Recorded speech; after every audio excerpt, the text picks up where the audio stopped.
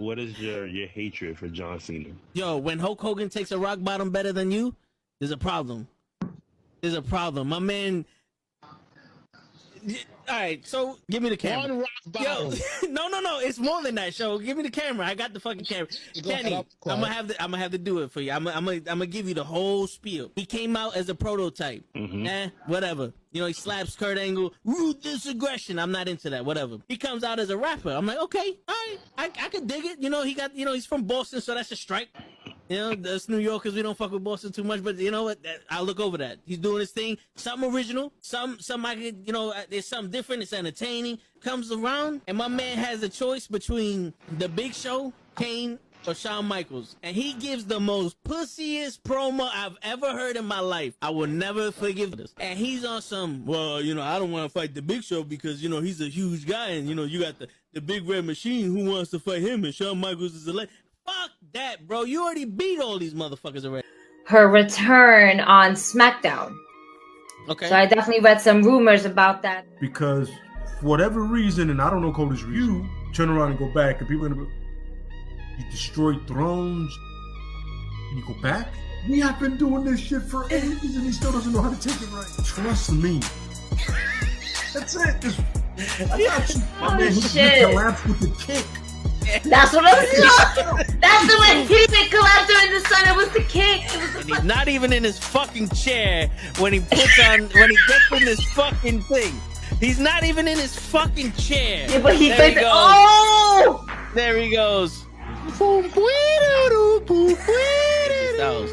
Both matches without the wrestlers were entertaining. And on that note, everyone, it's your friendly neighborhood. I stay loose, I stay hype. I stay loose, I stay hype. I stay loose, I stay hype. I could do this all night, cause I do what I like. Yeah, I do what I like. Yeah, I do what I like. Sipping goose, sip is right. And I go with the flow. Yeah, I go with the flow. Yeah, I go with the flow. Cause I know I'm the show. In the zone, here I go. In the zone, here I go. In the zone, here I go. Yeah, they know I'm a pro.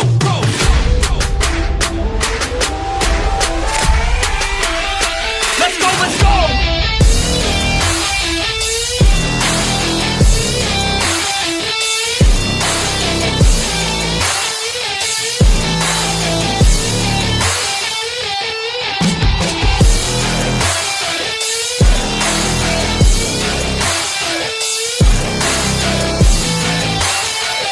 Yeah!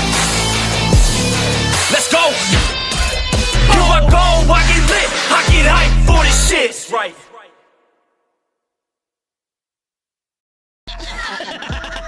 Word. He be like, I got a left elbow and a right elbow. I can break your face with an any elbow. Make sure that you get elbowed in your elbow with an elbow. Got the arm ball, get the phone ball, get around with the bomb with the bomb ball. Daddy's gonna take you to Jersey Shore. Yo, what's going on, everybody? It's fucking Thursday night. You know what that means? It is Wrestling with Knuckleheads. We are live. We back in a bit. What's going on, y'all? We back. It's another edition of that Wrestling with Knuckleheads. You know we doing this every Thursday. And we back. What's going on, everybody? What's going on? I see we already got Normal Guy in the building. We got Tyson in the building. Word. We have more people in the building. Today we got a lot to discuss. Hell that yeah. music was very appropriate because today we are talking. I wasn't sure if you could hear it. No, yeah, I could hear it. All right. We were talking about the bloodline. The bloodline. That's gonna be a main event discussion. Yeah, it's gonna be a main event discussion. Yo, but right now we just got breaking news in the chat. Oh shit, we got breaking news in the chat.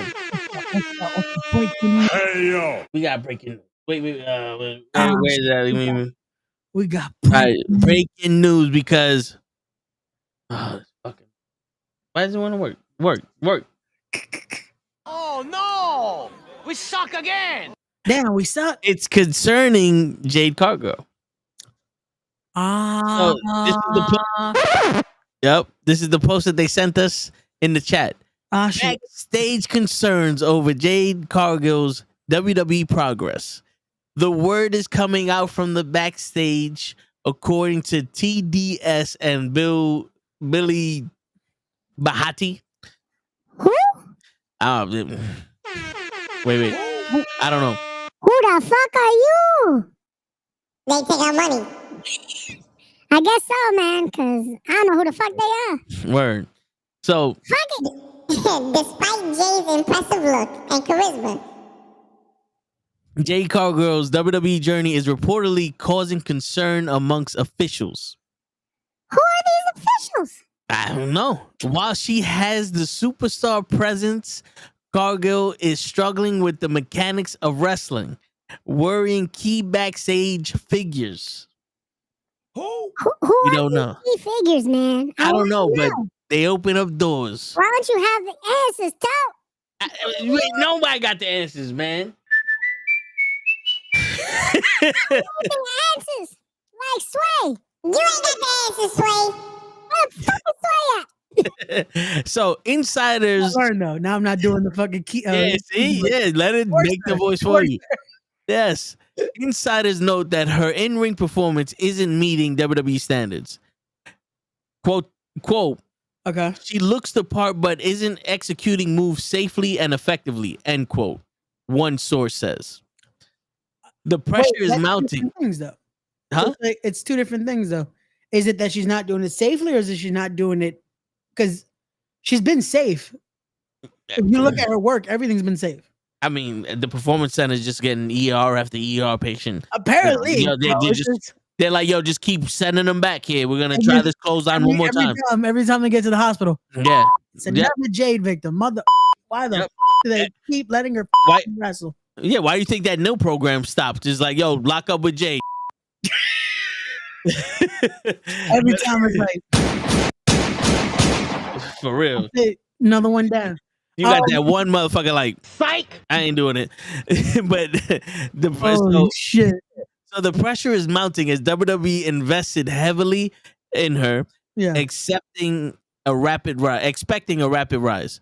Officials now face a tough decision: continue investing in her development or reconsider her future with the company. As weeks pass, all eyes are on Cargill's next step in WWE. She's not going nowhere. The fuck they talking about? Like who? Exactly, Tyson. Who is this source again? What media company is this? Yeah, well, first off, bullshit. Because in the words of Eric Bischoff this morning, I heard from his podcast this week, he fucking went after Dave Meltzer. Because he saw that Meltzer was the first one to try to report, oh, Pat McAfee didn't show up to Raw the 2 weeks ago because of storyline purposes. Meanwhile, his father died. His father-in-law died. His father-in-law, yeah. Bro, come on, man. Like, this is why it's like, yo, when you hear some shit like this, have credible sources. Have something that's like, come on. This is from the 434. Yeah, they full of shit. Yeah, I don't know who the fuck that is. They are full of shit, my guy. The fucking shit. So Almighty Business, that's the name of the page who posted it. Wrestling fan and figure collector since 1997, so you don't know shit. Go back to 1997, motherfucker. Word. Wrestling news, rumors, spoilers, not too much. Yeah. Because you can't spoil what you don't know, motherfucker. Yes. You see, you take that voice and you shove it up your ass, Ray. That's how you do it. I gotta fuck with the voice because this is the only one that I know sounds the way I want it to sound. I don't know the other ones. It sounds like there's an echo behind it for some reason. On my voice? A little bit. Well, the echo is down. I don't know. It could be the reverb, but maybe. You know what though? Yeah. Fuck it. We'll do it live.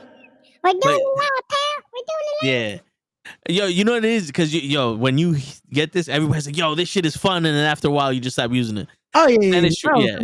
That's me now. Like, I know right now I'm having fun because it's like, it's the new toy. Yeah. All right, we here. I'll probably. That's it. It's like, I'm not going to fucking water press. Word. It's just going to get old, man. Yeah, they're going to be like, yo, this shit is the most innovative. And A lot of lies. sat around this dinner table here tonight, but that you can't believe. You know what I'm That's saying? the next thing I know I gotta mess with is the fucking sounds and shit. Yeah, yo, I go One thing I to need. Why do I need crickets? word. That could be something fun. Yeah, I go to myinstance.com. I just get like there's sound drops or sometimes ringtones, whatever you get that you can download and just throw it in there. Gotcha. Or if you hear a video, just record it. Yeah, that's what I did yesterday for. I just legit downloaded a video. Nice, because I did that with the. We didn't want you. That's Dave LaGreca, right? Yeah, that was from Busted Open. That was his response to The Rock. Oh, sure. After the WrestleMania documentary came out. Oh, when he fucking admitted to. Well, no, when he allegedly admitted to that. When he saved WrestleMania single-handedly. That shit was fucking funny. Yo, Dave LaGreca has been going off on people, man. Like that video y'all sent in the chat of him going off on the guy for trying to say that this generation is not going to be able to relate to Ric Flair versus Sting in 1996? Was it which Starrcade was that? Whichever Starrcade it was. And I'm like, wait, how, Sweat? And he was trying to say like around my age range, and I was like, no. Don't say our age range doesn't fucking relate to it. Say you don't. Because you probably just watched from like this era of WWE to now. How do you not relate to a random match? But also a match that fucking anyone that is a wrestling fan is like, yeah, I've seen it. Like, come on. Yeah, I mean, back in them days, you saw everything. But bro, it's like, especially that. It's like, maybe say a fucking, I can get if maybe a fucking random WCW match. You're like, yo. Yeah, like I didn't see Ricky the Dragon Steamboat versus Rick Rude Super Bowl 1989. You know what I'm saying? Like, okay, cool. Sting? Yeah, like that. Starrcade? Like, that was the closest you got to Hogan versus Flair. Yeah, at that time. And so, yeah, like, come on. But the thing is, like, yo, it's not like wrestling changed. Wrestling is still the same. Yeah. The only difference is the speed and the size of the person doing it now. Because monsters did it back in the fucking 90s and in the 80s, in the before 2010s. Monsters did it. Y'all motherfuckers out here thinking that Bobby Lashley and Brock Lesnar are huge. They would fit right in the fucking 80s and 90s.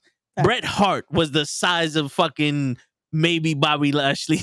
You know what I'm saying? Like legitimately, these guys 6'5", 250 pounds, 300 pounds. Hulk Hogan was 6'8", 350 pounds. 350 pounds is Bronson Reed. Yeah, that's 350 pounds. Bronson Reed. That was Hulk Hogan. Yeah, you know what? Noticed that like that legit was like that was the generic weight at that point. Yeah, for no reason everyone was like a good solid like 320, 350. Yeah, yo, the small guys were 250, 225. Yeah, like come that on. Was the exact weight was like 320, 350. When Mr. Perfect came back during the attitude ruthless aggression era, he looked huge compared to Stone Cold. Mm-hmm.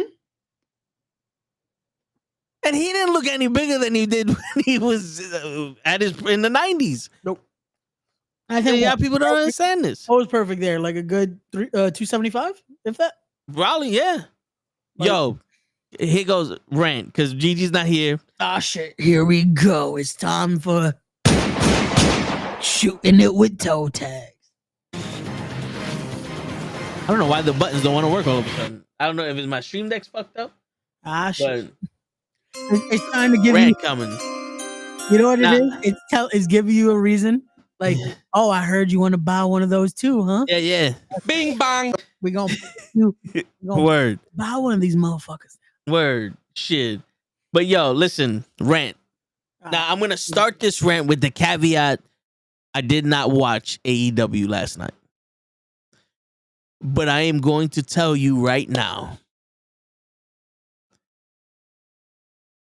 no one in AEW is a good wrestler. They are all good athletes. They are all peak performers. But they cannot wrestle. I'm telling you now, they cannot wrestle. Why am I saying this? Ask me, Ray. Why are you saying this? Perfect question. I will tell you why. Because I saw a clip of MJF and Will Ospreay. Ask me what I saw, Ray. What did you see? Yo, I didn't think anybody would ask me that question. That's a beautiful question. I'm gonna answer it. They should call you Pinky Toe for. Yo, listen. Yes, I am fucking serious, GG. They can't wrestle. Why? Because Will Ospreay has wrestled Takeshita. That's right. I said his fucking name right.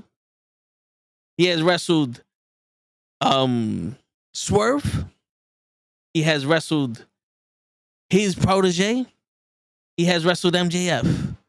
And MJF did the same exact shit that Swerve, Takeshita, and all these people did. They did that little spot of who's more athletic. They do the same shit. Where there isn't, like, it's almost like you want to challenge Will Ospreay because he can move and fly, and they do this little spot where it's tit for tat beautiful. MJF is not a fucking athletic. He is not a high flyer. He's not a fast-paced wrestler. He's not a wrestler that goes out there and does all this crazy shit. He should be a technical wrestler, right? Am I wrong about this, Ray? But he is. What wrestler would you call MJF then? I would call him a copycat. Of who? Everyone in AEW. Yo, dude, listen. No one wrestles in AEW anymore. They just have the same match as the other people. Yo, it's been like 15 fucking pay-per-views that we see, and every match is the same match on the card. Just some people do it better than others. He should not be doing this shit, Ray. That's not a match. You mean if he's doing the same shit Swerve's doing with him, that's not a match. Was it a match? What? The 60-minute match they did last night with him and Yep, it's not a match. It's not a match. The minute he starts fucking copying the same shit that these people do and he wants to test it, it's not a match. Yo, Gigi. It's not a match. No, I'm sorry. It's not a match. It's not that's not they're doing the same shit, man. No one has the right idea. I'm gonna go out there and I'm gonna prove to you. First off, if he really studied Will Ospreay's moves, he should be able to nullify them because he's a technical wrestler. Huh? I said you were about to say he's gonna nut on them. What the fuck? I said nullify them. Because I'm reading Gigi's comments while I'm fucking talking. Yo, I'm telling you, listen. I've watched wrestling before. It's okay. You guys don't understand. I get it. But this is the thing. There's a thing called a story in psychology, right? Am I bugging? Yes, that is. Now I've taken a psychology class in college. Okay. So I know what psychology does, and I know what it means, and I know how you're supposed to fuck with it. Yes. It's like I got the whole chat fucking around right now. I got the whole chat. I got them marking out for me. That's what you call it in the business, right? Is that what you say? Is that what you say? You're working the crowd. I got the heat right now. I got the heat. You know what? Where's the psychology in this shit, Ray? In what? Them doing the same shit. But okay, you're saying that, but my thing is the match that I saw last night. And again, I know you didn't watch AW last night, but the 60 minutes that they put together, I haven't seen that before. And you didn't see a 60-minute match with Bryan Danielson and Omega, or 60-minute match with Bryan Danielson and Cowboy, or 60-minute match with Bryan Danielson and MJF. To prove that you guys are the best wrestlers, we're gonna give you 60 minutes. But you're telling me it's the same match. That part, yeah, same shit. That's not how. You would never see Triple H doing some Rob Van Dam, Jerry Lynn shit. But that's what I'm saying. That it's like you're saying just because they've run the gauntlet, right? They've run the 60 minutes or multiple pairings, correct? No, the moveset there. The match I'm just saying a 60-minute match between anybody in AEW is no longer special. It's no longer special. But they run the 60-minute shit up the ass. Look who they've been around for 4 years, and we had 5 60-minute draws. But they didn't do the draw last night. The thing is, it don't impress who's in there. It don't matter who's in there. If you do the same shit as the other people, it don't matter who's in there. It should though, because it shouldn't. Fucking in there, because it's the players that they're doing. Like you said, Ray, let me ask you: the first time we ever saw you commentate, yeah, that first match was nothing but super kicks and cutters, right? Yeah.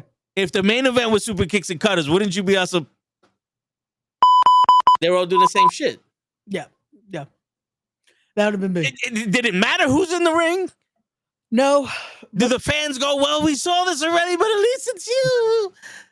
Did it? True. But what I'm trying to get at is I haven't seen that load of fuck. Why are they doing the same shit here? No, listen. I'm telling you, I didn't see the whole thing. What I saw was, I'm assuming, the beginning of the match. Okay. And I'm saying right then and there, that just was like, that all right, whatever. Whatever. Yeah. You know why? Because this is the thing. I know Will Ospreay. Yeah. I showered with the man. No, I'm fucking with you. But like, I know how he wrestles. Yeah. He doesn't change. He doesn't deviate from the plan. Yeah. I know how MJF wrestles. He doesn't. But this was literally, I'm gonna show you guys, he's gonna do me a favor and he's gonna make me look so good because of this one spot that I can keep up with him. Yeah. And come on, bro. Come on, bro. Like, I get that. I get all that shit. You're a young man. You want to, if your character is, I'm gonna beat you at your own game, fine. But if you're better than him, you should be able to stop all that shit quick. Yeah. No, agreed. The cerebral assassin was Triple H. Yeah. They called him that because he stopped everybody's game plan. Yeah, he was a mental guy. And he walks out here with Triple H's gear on. Well, that that they did the fucking bro. No, but I'm just saying, like, come on, bro. And I'm not talking, dude. The wrestlers, yeah, they're good. The what I'm seeing here, that to me, that straight out look like, do me a favor so I can look good. Yeah. Instead of why don't we do this different type of match? Because you know who had a different type of match with him? Swerve. Because Swerve was on some, bro, you're good, but I'm at that next level. And you saw the level that Swerve was on when he beat Will Ospreay. You feel me? Yeah. And they only did that shit in the beginning because Swerve is athletic. He does that. How many times you see him flipping over the top rope? We knew Swerve and Ospreay wasn't, bro. The issue when they booked it wasn't expecting it not to be a good match. Like they could be told 10 minutes from now, y'all working, go put on a 5-star banger, and they would do it. And the thing is, it's the idea of, but also, this is dream match booking still. Yeah, no, it's the issue with that is that, again, it brings situations like this where all it is that it's like now they have no story to play around with. I didn't know it was AEW's 250th episode. Yeah. Until they fucking showed the part that these girls, like, these people were wrestling. Yeah. They don't. Every week is a fucking event. Apparently. I'm sorry, but Austin would have walked out on this company. Stone Cold Steve Austin would have walked out on this company. If he thought that Brock Lesnar and Austin needed at least 6 months to build up, how you think he'd have felt in this company?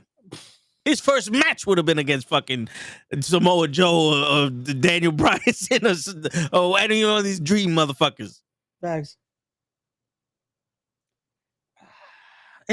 People give CM Punk shit because he wrestled the people that we didn't know from WWE. He might, like the mid card guys, for lack of a better, they gave him shit for it. But at least it took a while before he fought Darby Allin. Yeah. Yeah, it took a while before he fought MJF. It took a year before he fought MJF. You know what I'm saying? Like, he did it right. Yeah, he built it up, man. Like that, and that's it should be done that way, especially when it's like this is the guy that you would expect just to skip the line.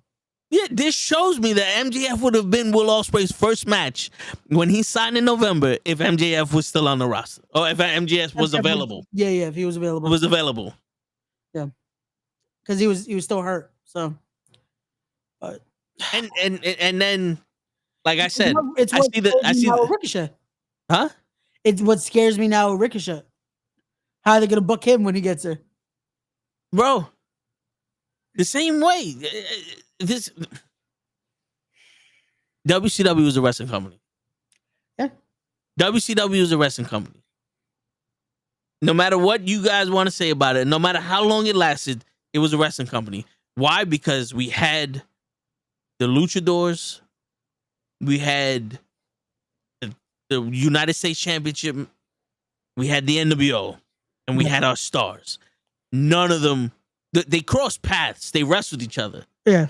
But none of them you didn't see Kevin Nash out there doing a fucking triple deep moonsault. Yeah. You know what I'm saying? But the way that they split it up and they actually showed a story between Eddie Guerrero, Billy Kidman, Juventud, and Ray, because people don't remember the Starrcade match. It was Billy Kidman versus Juventud versus Ray. And if Ray won, he got Eddie Guerrero. And then they had that match. Ray fought twice on that card. That was story driven. Yeah. That was some of the best wrestling we're ever gonna see. And that was the thing of that wasn't even supposed to be something that showcased. Remember? Yeah. Like they were the second acts. Yeah. You can throw that on right now and know exactly what's happening. Yeah. Yeah. It wasn't a let's do this for the fuck of it.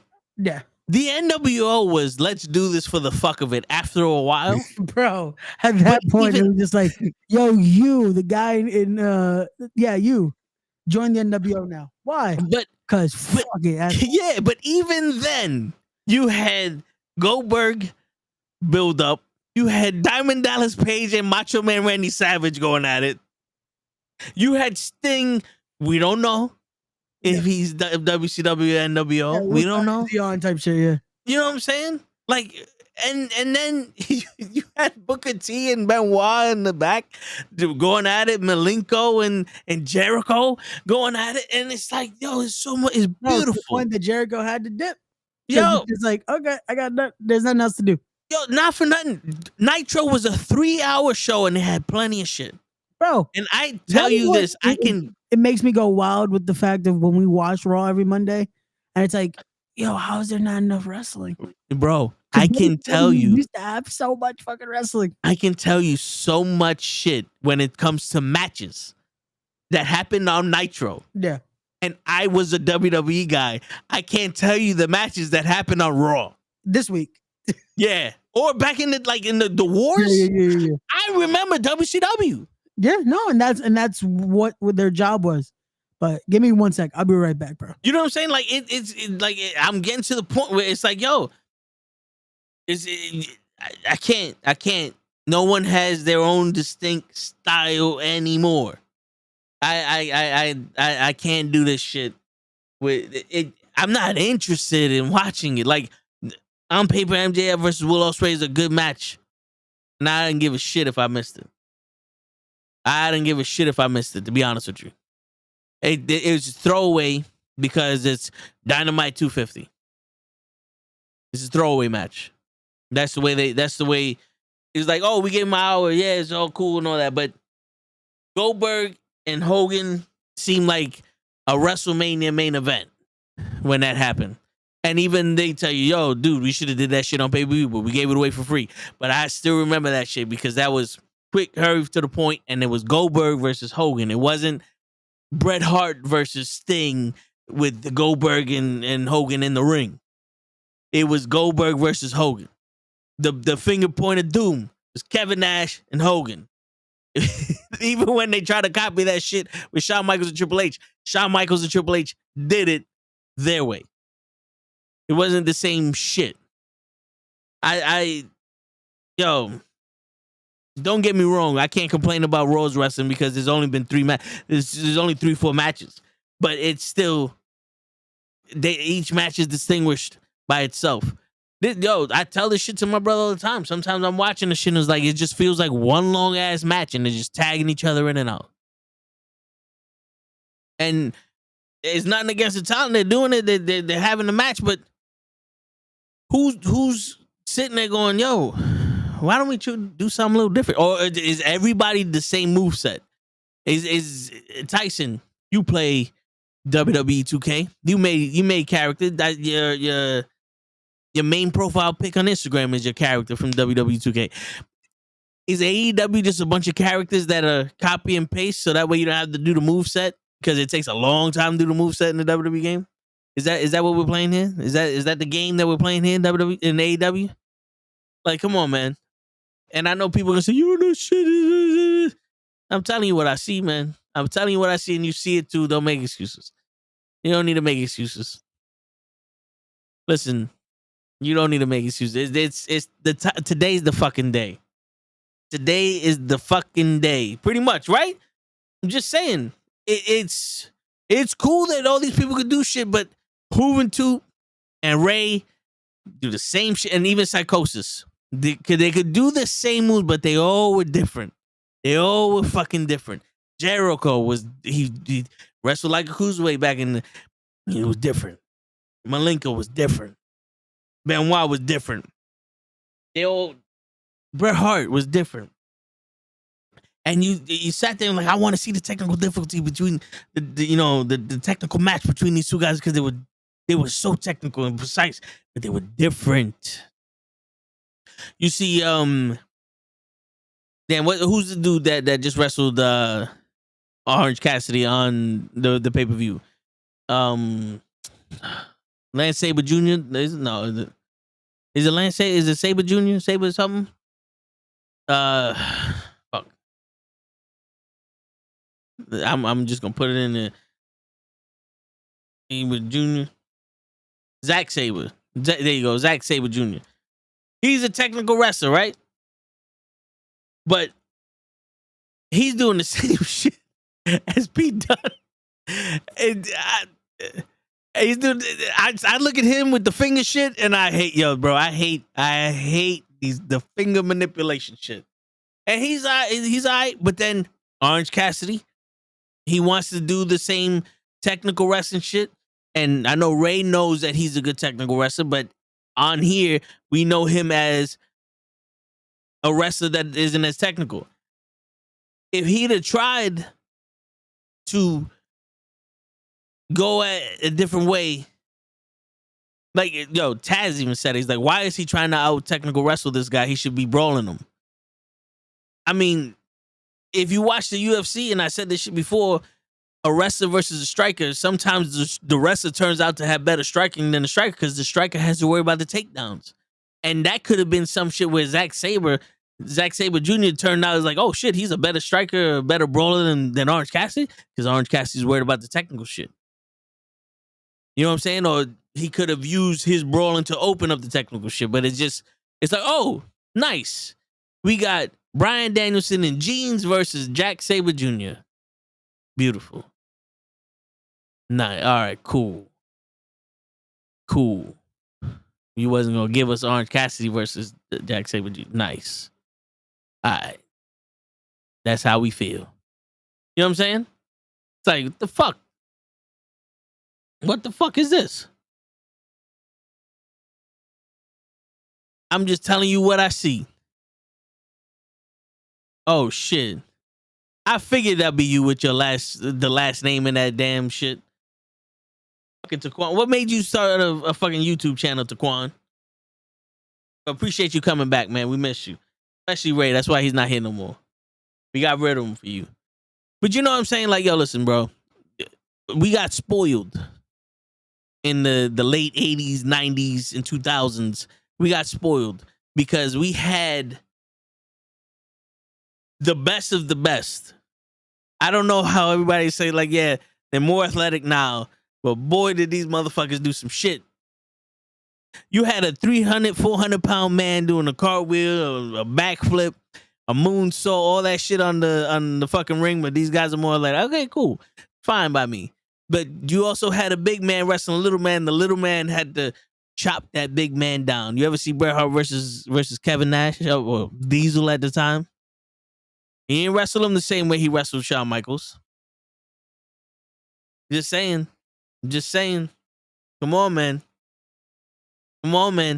The psychology of Undertaker and Shawn Michaels when they first fucking wrestled in the Hell in a Cell.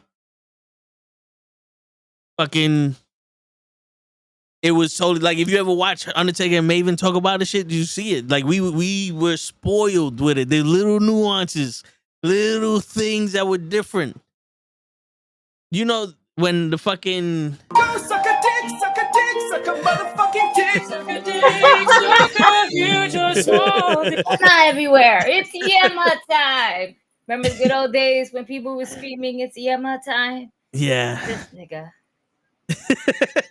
Yo, you are disrespectful, dude. Yes, like I have to be. disrespectful. Nah, man. I have you to be. crazy for saying that statement, I bro. have to be. Nah, man. You can't say that there's no good wrestlers at all in AEW over one fucking match. A match that, from what I heard, you didn't even watch. Did you watch it? No, I started saying I didn't watch AEW yesterday. I saw that one thing. I said, oh, he did the same shit that everybody else does with this guy. Okay, cool. I don't need to watch the rest of the match. Because I've seen that match before. But you can't put a statement out there as if it's for everybody that's there in AEW. Yeah. No, absolutely not. Everybody has their own different techniques. When they bring Japan I wish they would show it. When they bring people from New Japan Pro Wrestling to AEW, that is also adding to that. You can't say that. And the thing is, just because we can't pronounce their names doesn't mean that they're not just chopping each other. We saw Jack Sabre Jr. versus Bryan Danielson with jeans on at Forbidden Door. They just called this thing. Yo. No intro necessary. Fuck that. I'm late. Yo, they just said that was Orange Cassidy. But we saw Bryan Danielson in jeans wrestling Jack Sabre Jr. at Forbidden Door. It was the same fucking match. Wasn't the same fucking match. Yeah, it was. No, it was not. Yo, come on, Gigi. It was not the same fucking match, dude. Come on. Absolutely not. Where the fuck is Ray? Ray! Where is Ray? Because I was telling the truth. No. He said it's not. It's his not. His computer was overloaded with facts, like, and I agree with some of the things that you said, but I cannot agree to that statement. I can't. You're literally saying everyone from the male and female roster. You want to talk about everyone? You're gonna put everyone on there. It's not the same. No, dude. Yeah. They are some amazing athletes. Yes, but they are also wrestlers. And you're talking about all these big guys that were fucking doing cartwheels back in the day, like Bam Bam Bigelow. And I think Vader might have done that too at one point or something. Well, he did not. He did the moonsaw. Yeah. You know, but we had someone like that. We had Keith Lee. You know what I'm saying? So you got to think about it. Keith Lee, I don't know if he's still signed over there or not, but you got to think about it. Wrestlers. That point was to say we had athletic people back in the day also. But what I'm saying was we got spoiled, Gigi, with the wrestlers that we grew up with. What? Because they have more character? No, because their matches were different. When we saw Bret Hart versus Mr. Perfect, we didn't see that same match with the same level of wrestling ability with Bret Hart versus Davey Boy Smith. When you watch Stone Cold and The Rock, you didn't see the same thing with Stone Cold and Triple H. When Bret Hart wrestled Kevin Diesel, he didn't wrestle him like he was wrestling Owen Hart. He didn't when Shawn Michaels wrestled Bret Hart in the Iron Man match, it was slow and all that, but he went to his high flying. At no point did Orange Cassidy turn anything when he was wrestling Jack Sabre Jr. So I want you to put something in perspective here, okay? Back then, they didn't have like massive training wrestling schools as now that we live in this day and age. Even 10, 15 years ago, okay? It's not the same as it was in the 80s. It was very limited. So therefore, everybody has somewhat of a limited. We had shit wrestling, okay? There was a lot of shit wrestling. And there wasn't even wrestling, dude. If you really look back at the matches, at some of these matches in the Attitude Era, as fun as it was, because 80s, as fun as it was, and all this other fun stuff, we're talking about we're spoiled and shit, the wrestling portion itself was pretty shitty. Dude, we're getting more now than what we did before. I'm talking about the 80s and 90s. Right, but it's the same. And in the Attitude Era, we had the luchadors. Right, we have WCW. That, but then now what do we have? Now everybody's a luchador, right? Now the wrestlers in Mexico are getting more exposure, so now we're seeing more luchador side to it. Everybody's Ricochet now. Not everybody's fucking. The Butcher is not Ricochet. He's a luchador? The Butcher from AEW. You're talking about the Butcher and the Blade? Yes. Is he a luchador? No, but what I'm saying, all the luchadors are trying to be luchadors. But all the luchadors are trying to be Ricochet. No, they're not. My God. And first and foremost, I think Ricochet wants to be all the luchadors. Don't get it fucking twisted, because there were people doing that shit way before him. It's just that he became more acrobatic about it. That Santos guys is not like that. Man, you can't say, before you're all the Lucian ones, that's it, they're all Ricochet now. No, they're not. How many people were Rey Mysterio in WCW back in the day? Well, Rey Mysterio was one of a kind. And Juventud Guerrero was just as good as Rey, and he was his own person. Similar wrestling styles. But they weren't the same person. But they had similar wrestling styles, and it looked like the same shit. Yeah, but if you put Will Ospreay and Phoenix in the same match with the same person, they'll have the same outcome. It'll be the same shit. They're doing the same thing. They'll have that 15 move interaction. We're not talking about like the outcome. What I'm saying is the match is different. If you put Hoovy versus Eddie and Ray versus Eddie, the two matches will be completely different. We literally saw in Starrcade a triple threat. I mentioned this already. A triple threat match between Billy Kidman, Rey Mysterio, and Juventud. Rey Mysterio wins, and as soon as he won that match, Eddie Guerrero came out and had a one-on-one match with Rey, and it was two completely different matches.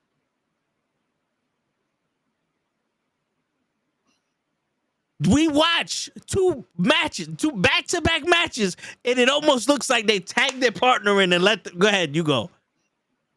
In AEW. Granted, we don't get matches in WWE. There was 4 matches in 3 hours. Now realizing that, I'm just saying. What do you want? What do you want? You do fucking get an AEW over and over again for 2 hours? Or let me tell you something right now. So that match. All right, let me tell you something. You didn't watch it. I'm waiting for Ray. Let me wait for Ray so we can talk about AEW Dynamite, because I enjoyed the match between Will Ospreay. You could. It's just that part. I'm just getting tired of just seeing the same shit with different people on it. Like I told Tyson, it's starting to look like people are just copying and pasting their creative player and changing the look of them. And I don't like repetitive shit. That's like every week if we was out here every Thursday and we just had this same argument and we just talked about it every day, every Thursday. At one point we'd be like, yo, bro, we can't keep talking about this. We can't keep talking about the one match that happened in 1992. But then that's also like, that's not the wrestler's fault. That's the person who's writing it. So that's why I keep saying I am not Like, I'm not taking away from the wrestler's ability. What I'm saying, what I see. But your statement is there's no wrestlers in AEW. No, that's your statement. No, but you're not taking anything away from the wrestlers. Do you see the disconnect here with that? Yeah. No, you have a problem with the people who are writing them into whatever they're writing them into. The match itself is that's their style. They match. Tony Khan has this thing where he wants to match their style. That's why it looks like the same shit. I got a word in. Hold on, real quick, Shell. Let me say this. It's like saying, I'm not taking on nothing. The show, you won't let the man speak. That's terrible. I'm not. It's like people going, I'm not taking nothing away from Ricochet's ability, but he can't talk. That's what I'm saying with these people. Go ahead, Shell. No, I just wanted to say and mention everything is gonna look repetitive though, bro, because there's not many new moves being created. Most of the moves are just hand-me-downs. So the flippy thing, the Hurricane Karana, the flipping out the ring, the reversals, that's all we already seen it. So it's gonna look familiar. Yeah, but when we seen it in the match before.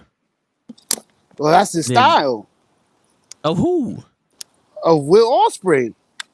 Yeah, but Will Ospreay's not wrestling in every match. Well, that's what I'm saying. They're doing the same thing every match, back to back, different people.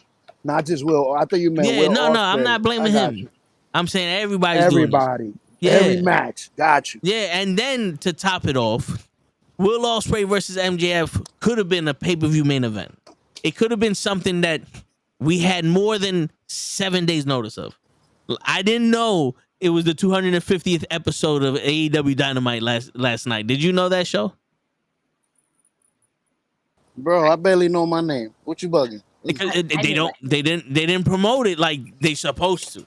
You know, like I knew back in the day when the Battle of the Belts happened. I'm like, oh shit, the Battle of the Belts.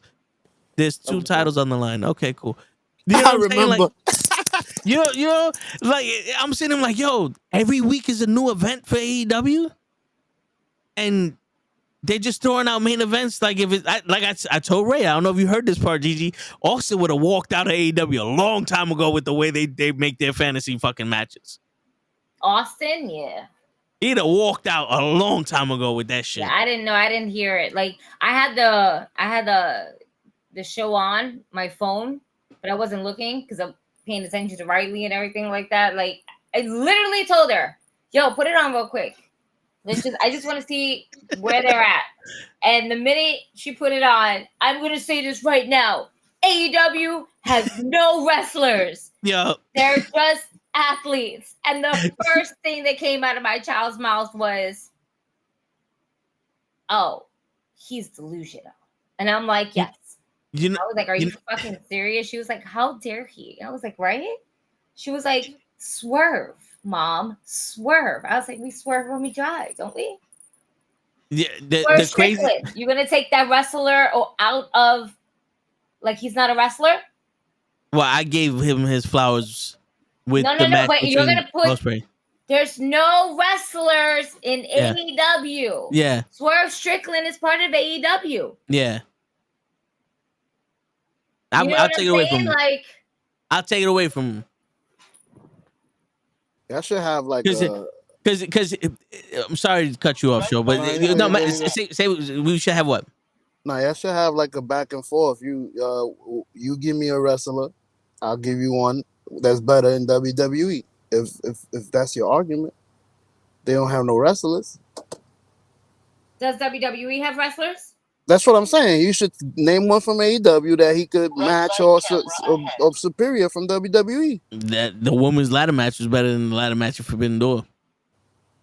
I agree on that one. I agree on that. But they weren't playing. They were there to make a statement. Yeah, I would. You know what I'm saying? Like you can tell that they were like, "We're gonna give you girls time, make a statement." Yeah, and they just wanted to kill each other. Where it looked like an AEW was like, "Yo, just give me a spot. Let me get some spots here, and then we'll wrap it up." But I'll give you this: Swerve, and I said this to Ray when he wrestled Will Ospreay. That was a match that had the nuance of I'm at a different level than you because I'm the champion. and it showed that Will Ospreay's not at that championship level, and that's why Swerve beat him. But also Will Ospreay's right there because he was still fighting, and you seen Swerve go on some, yo, bro, I'm not afraid to pull this trigger, and he did it 3 times, and he ended Will Ospreay. Will Ospreay wasn't giving up, but he ended him. He's like, I'm not afraid to pull this trigger, where Will Ospreay was. I get that. That's fine. And that's why he hesitated with MJF as well yesterday by not pulling that trigger.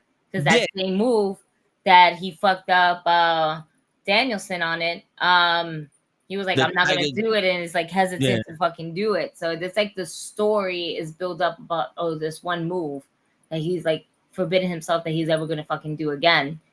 I personally did not like the ending. And that's why I'm waiting for Raymond to come back so we can talk about this.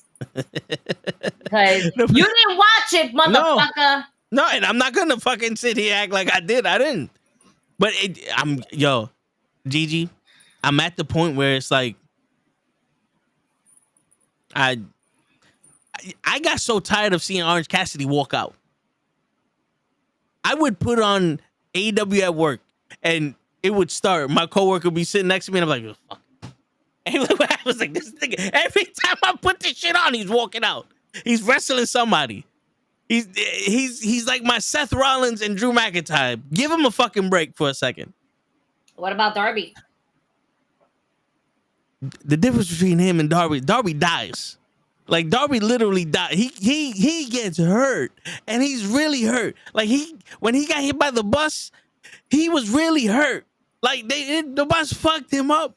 Orange Cassidy just work next week. Orange Cassidy's awesome. Just put some bandages on me to look like I'm hurt. Like what the fuck is this? Like I'm at the point where it's like, yo, Darby, please, we don't want you to die here. He's like, it's my destiny. Orange Cassidy's like, I'm just gonna make it look like I'm dead. It's like, no, bro, there's a difference. There's a difference between you giving your whole body up like Darby Allin does and you saying you do. You know, like that, it was literally pissing me off. It was pissing me off. And then you see Samoa Joe, which when he was champion, that was the baddest Samoa Joe we've seen since TNA. Yeah. And then he goes and gets Hook. Like, they literally like, yo, we got nothing for you, so go play with Hook real quick. And he's like, all right, well, I'm going to make Hook a star because Samoa Joe's undeniable.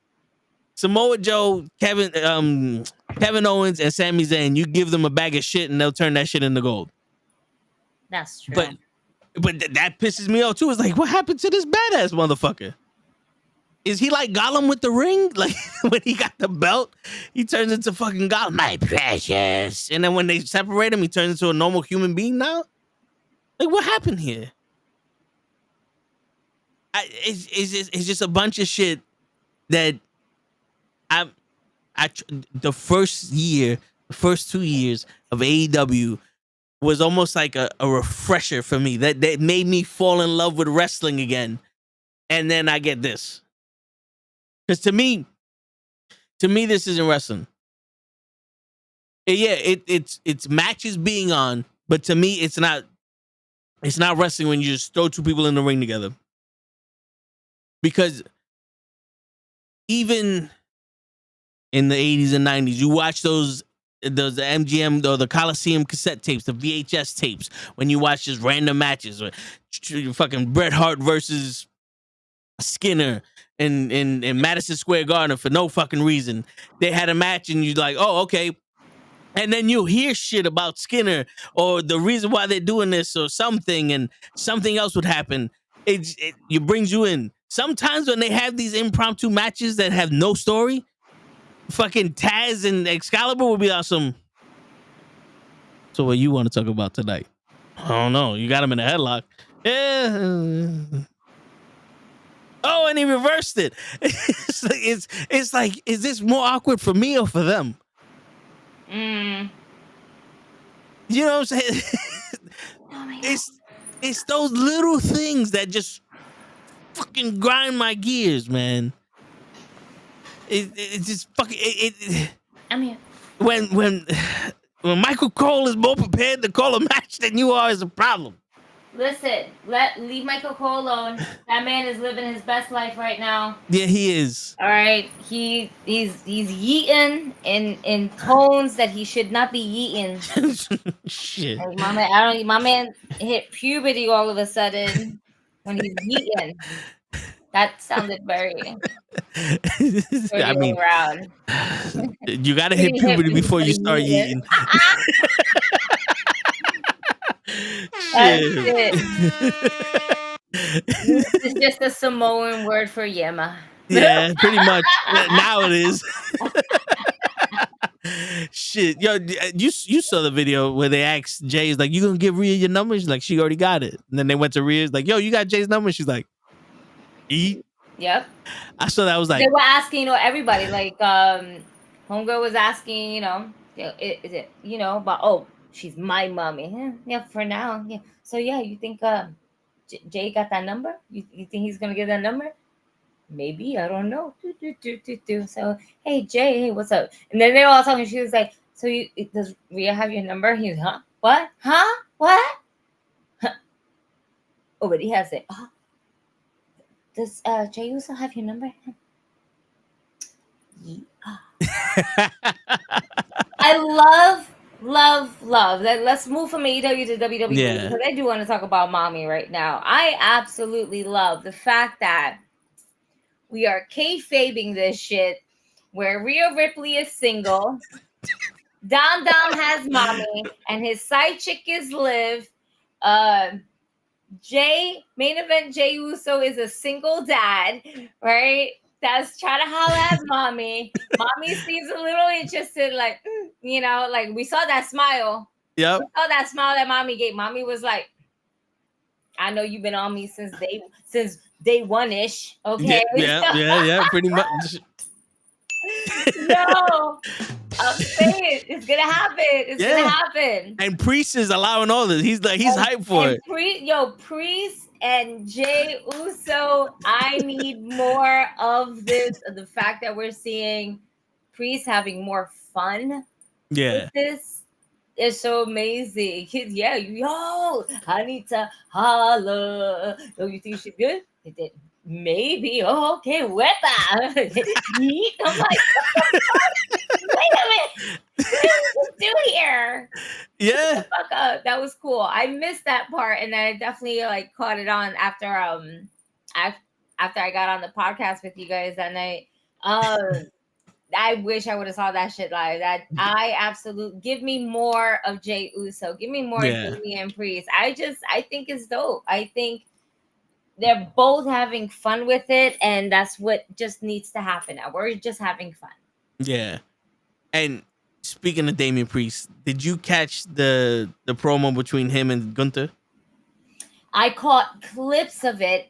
I did not watch the whole thing, and I'm upset because I seen some of the clips, and Gunther just buried the shit out of Damian. Yeah, Damian held his own though. Like, it was one of those. Didn't see Damian hold. I only seen Gunther's part, so that's I need to watch the whole thing. It was the classic. I come from a rich family. You come from the ghetto, and Damian Priest is like, trash. Yeah. But it was one of those, like, we finally getting to see Damian Priest represent the Bronx and New York and being Spanish compared to Gunther. Be like, Gunther was like, "Yo, it's not my fault that your parents didn't want the best for you." You know what I'm saying? But then Priest was like, "Nigga, you don't know what's coming. Like, I'm about to fuck you up." Like, you don't like he said shit like that. I was proud of both of them. Like, it was one of those things. I'm watching. I'm like, "Yo, there you go. That's how you make a fucking match I want to see." Mm-hmm. Because it's literally the rich white boy who's not afraid of nobody versus the rich white boy that can also hold his own. Yeah. You know what I'm saying? Because you got a lot of rich white boys, Shane McMahon, who really couldn't hold his own. Yeah. In a way. Let's be real. If you put Shane McMahon and Gunther in a street fight, there's no doubt in my mind Gunther gonna whip that ass. Yeah, word. Yeah. You know what I'm saying? Like, there's different white boys in this scenario, and Gunther he's a foreign white boy. That's another thing too. Yeah. It's kind of like watching like the Karate Kid or Never Back Down, like the guy that has it all and the best training versus the kid that has nothing, but he's just like, I'm just gonna take it up because it gets me out the street. And then he serious, like it's that shit. It's like, here goes your final boss. Yeah. I think Damian Priest proves who he is against Gunther. This is his coming out party. If he can hold his own in Gunther, it cements him as a champion and the top guy in the business. My eyes, based off of that promo. I also believe that. I mean, it's not to say that Damian Priest hasn't had any good matches, because fucking Ray over here is like, he's gonna lose. He's gonna lose. Yeah. He's gonna lose. He never had any faith in him. No, he has no faith in his own people. Yep, that motherfucker. And I truly, genuinely believe that with beating someone like Gunther, right? You got to think about who this man is, right? He is a man that has added so much prestige to the Intercontinental Championship. Like, he made that belt, like he gave that belt meaning. Yeah. You know what I'm saying? And it's been a while, besides Roman Reigns, right? Like a mid-card title. Yeah. To give it that much meaning where it made it feel like it was a main event title. Yeah. You know? Yeah, he felt like a final boss. Yeah. Absolutely. So if we were to have Damian Priest beat Gunther, it would definitely solidify that he is not a transitional champion, that he got this in the bag, and everything like that. Because now we need to really figure out, well, if we have Gunther as a champion, what's going to happen? What's the aftermath? Like, who would be going up against him? Now, who do we build storylines against Gunther? You know what I'm saying? I don't think Damian Priest is going to lose this title. I don't think so either. I think him having the title is better for the Judgment Day, because I'm starting to feel like the Judgment Day is setting someone up. And I don't know who it is. If they're gonna set up Jay, or they're gonna set up Dominic or something, because it's too, like, they're too comfortable being this disorganized. It's not that they're being comfortable. Is again, Finn Balor. Finn Balor is going to separate himself from this faction and get into his own faction. Right? Because Damian Priest does not need the Judgment Day. He really doesn't. Yeah. Rhea Ripley doesn't need the Judgment Day, but that's like their baby. You know, the faction is their baby. They took it over from Edge. You could tell they're the two leaders of it. Exactly. Because that's how it was. Because they brought Finn Balor into it. So, in a sense, in a way, we all kind of thought that Finn Balor was going to be the leader of the Judgment Day. We all initially thought that at first. Oh shit, here he comes. This is like his Bullet Club. And then they were like, no, we're all leaders. Until Rhea became champion and she was the true leader. And then Damian Priest became champion. He was the second in command. Yeah.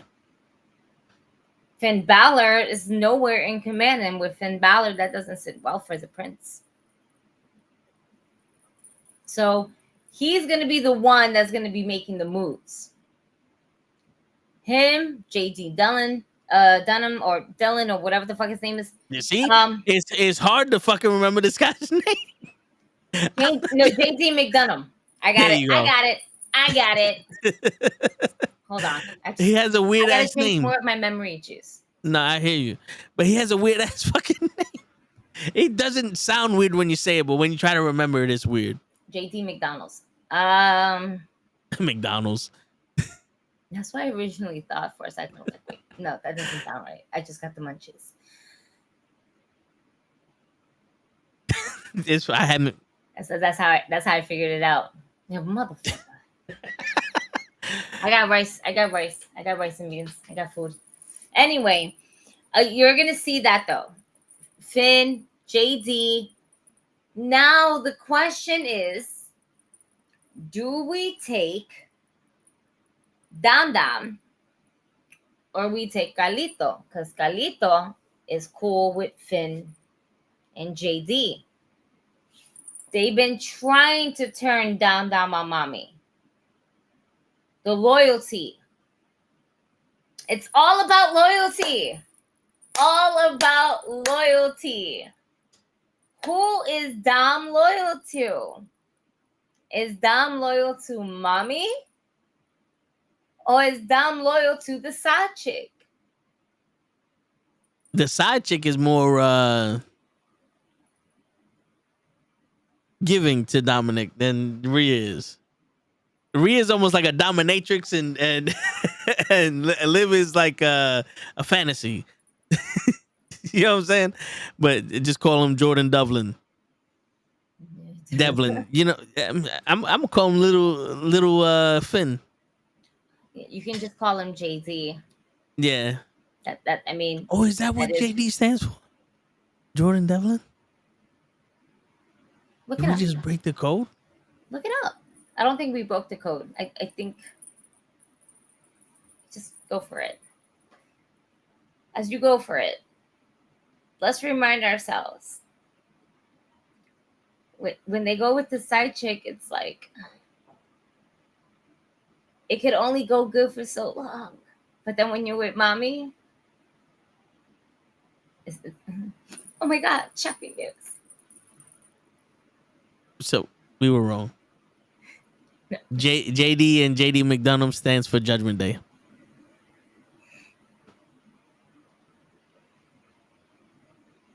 It does not. It does not. No. No.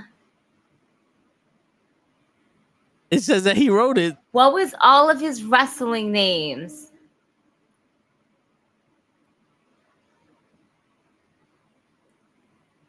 Arguello Ortiz. Jesus Christ. What? No, nigga. Agula? Who's this? Oh, it is. Oh, look. Well, one of his wrestling names is Jordan. Oh, shit. He's born March 15th. Hey, our fellow Pisces. And he's a young Thundercat. Twin. I like that. You see, now I understand him more. Yeah. He's a quirky son of a bitch, ain't he? Look at you. Word. Aguilar Artos. Aguadilla? What? Aguanile Artos. Aguilar the second. Frank David, Jordan Devlin, and JD McDonough. Those are his. What was his name in NXT? I think he was Jordan Devlin in NXT. Was it? See, it's been so long.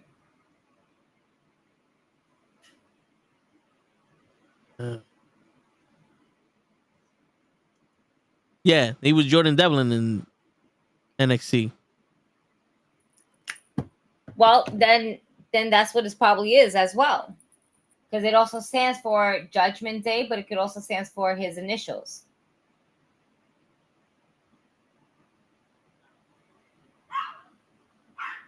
Shut up. Word. You wasn't born in March, dog. That's why he's jealous. Word. Shit. Oh, Yeah. shit. My birthday twin! Yay! Pisces. But yeah, I mean, I don't want the Judgment Day to break up. I feel like that's the easy route. All good factions do at some point. Not the All bloodline. good factions do.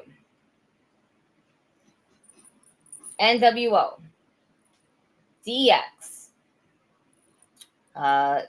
the Way, Four Horsemen. the Four Horsemen, Evolution, the freaking the Darkness of Ministry. Oh yeah, the Ministry of Darkness. Yeah, the Ministry of Darkness. Boom, the corporate ministry. The corporation. The Mean Street Posse. Mean Street Posse. Hey, Blue World Order, New World Order. I know we said NWO. I'm just saying. We got LWO. Now LWO, I can't even consider them a faction anymore. Yeah. It just feels like if you're Spanish and you know it, join us now. The Nation of Domination. Yeah. The Mexicans saying "Orale," Puerto Rico. Shit, yo, but when you're NWO for life. You know, did they really break up? I got the title right there. I don't think they broke up. I think they just went into hiding. No. The some factions will live on forever. NWO will live on. When they met for life, that shit was and still is for life. 20 years from now, they're still going to be talking about the NWO. 20 years from now, kids are going to learn that we're still doing this suck it because we're like, what? Right? So certain factions will never die. You know, you see it. NWO will always be the first over DX. And I'm saying this because as much as I love DX, I love NWO as well. But the probability of you finding someone walking around with an NWO shirt versus a DX shirt, I mean, your chances are greater with NWO than DX. Yeah. You know, that's just what it is. Because technically there's two different DXs. There's Shawn and Triple H, and then there's Triple H and there's also China. And there's two different NWOs. But those two different NWOs had the same people in it. Wolfpack, NWO, and Kevin Nash and NWO, Hall started. after a while, they had the same. Yes, they had the same people, but they were on different sides. They were at odds. Yeah, but it was like with DX had some of the same people. We just added some new people on the roster. This was at the end of Shawn Michaels' first run. He left, and it was almost like he passed the torch to the Triple H, and then the Triple H and the New Age Outlaws. You know what I'm saying? Because it was China, Shawn, and Triple H, and then after that, it was China, Triple H, New Age Outlaws, and X-Pac. That was the DX that most people remember and stood the longest with.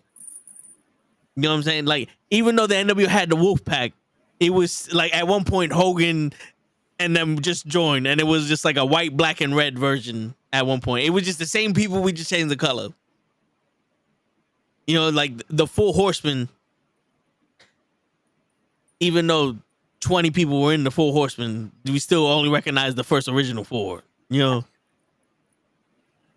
But I was a DX person, but I was an NWO. I don't know what it was. I felt like NWO was more of a group. It was more realistic. Yeah, it was more of something I can be in than DX. Because DX just got me in detention. Yeah. DX got us into trouble. NWO is like, we're just going to fuck shit up and leave. Word. They don't know what this means. What the fuck is that? Are you in a gang? Yep. For life. Uh-oh. Look at who decided to show up again. Did you just wake up from a nap? No, I was called away, so I had to leave, and now I'm back. And baby mama number 463. Nah, I wish that's what it was. It was some other thing, but we are back. Wait. So you are confirming that baby mama 463 exists because you said you wish it was her. Possibly. Oh. Don't bring that possibly over here. I can use the possibility now, man. It's a fact. Look at Gigi's face. Gigi's like, I want one of them. He's like, damn, I can't do chipmunk voice. It's some bullshit. It's your fault, Ray. How's it my fault? Because Gigi wanted to talk about the fucking match for so long, and you left. Wait, I wasn't here for like half an hour. How is it my fault? Because you left her. Ray, with all due respect, Yeah. fuck you. Damn.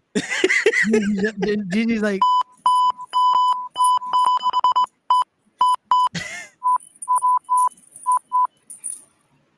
Go suck a dick, suck a dick, suck a motherfucking dick, suck a dick, suck a huge or small. Getting in your face. It's just one you in your eye. We're yeeting all over the place. Damn, but that's sticky. But now that we're all back, now that we're all here and it's civil again. What did I mean? Are we really civil? That's the word you want to use for this podcast? Yeah, the NWO brought us back together. Civil my ass. It wasn't civil when I left. I was just like, this is gonna be fun. Never civil when you leave or come. It's the same shit. Listen, the only time we were civil is when we had Donovan Dijak here. Okay, that's the only time we were civil. We all behave accordingly, and then when he got off, then we would balls out. Yeah, facts. We did well. We did amazing. I wanted to talk about, like I told you, I was coming back here to talk about this disrespectful comment that he said that there's no wrestlers in AEW. Oh, that. Okay, yeah, that's when I dipped earlier, but and now you just dipped. No, you did. No, the conversation was there. And like, I want to talk about it, but I don't want to talk about it now because it's like you just left, and it's like, yo, go fuck yourself now. We're not going to talk about it, Like, sorry, I got a call. That sounds like their personal issue and problem while you're on the podcast, and you're on the clock, so we don't appreciate this bullshit. Yeah, Quills, where you at? We need somebody to send them an email. Come on, man. It's Krills, I need you to send me an email. I'm waiting. I'm still waiting. Never got my email. Yeah. Krills said he was gonna send me like 3 by now. He's gonna send one on Sunday. He's gonna send one for my birthday. I'm still waiting for my fucking pictures. Krills, where the fuck are my pictures at, bro? Oh shit. That's a whole different story. Yeah. I'm gonna fuck you up. Oh, you're my friend, and I love you, but I'm gonna find you. Yo, I will kill you. Where my pictures at? She's like, you're my friend, and I love you, but you. Okay. You're my friend. I love you dearly. But if you don't give me my motherfucking pictures, I'm coming at you with whatever weapon that comes to my hand first when I see you, and that might be the top of a little bit trash can. Who knows? Word. But if it's like the recyclable ones, like I can't pick that up. I just might shove you. I'm not gonna shoot him. I need him later on. So I can't shoot my smoking buddy. Yeah, you got to shoot show. He's one of the very few potheads that I have in the Knucklehead network. Yeah, I only have 2. Yeah, I'm sorry. I'm the alcoholic one of the group that I can help it's you okay. with. I'm both. This is why I mix and mingle with everybody. I'm a little bit of both worlds. The social world I don't know anything about. So, right, really quickly. Yes. I was trying to argue my case and scenario. Okay. I already did. I'm not touching that right now. I do want to mention something about AEW last night.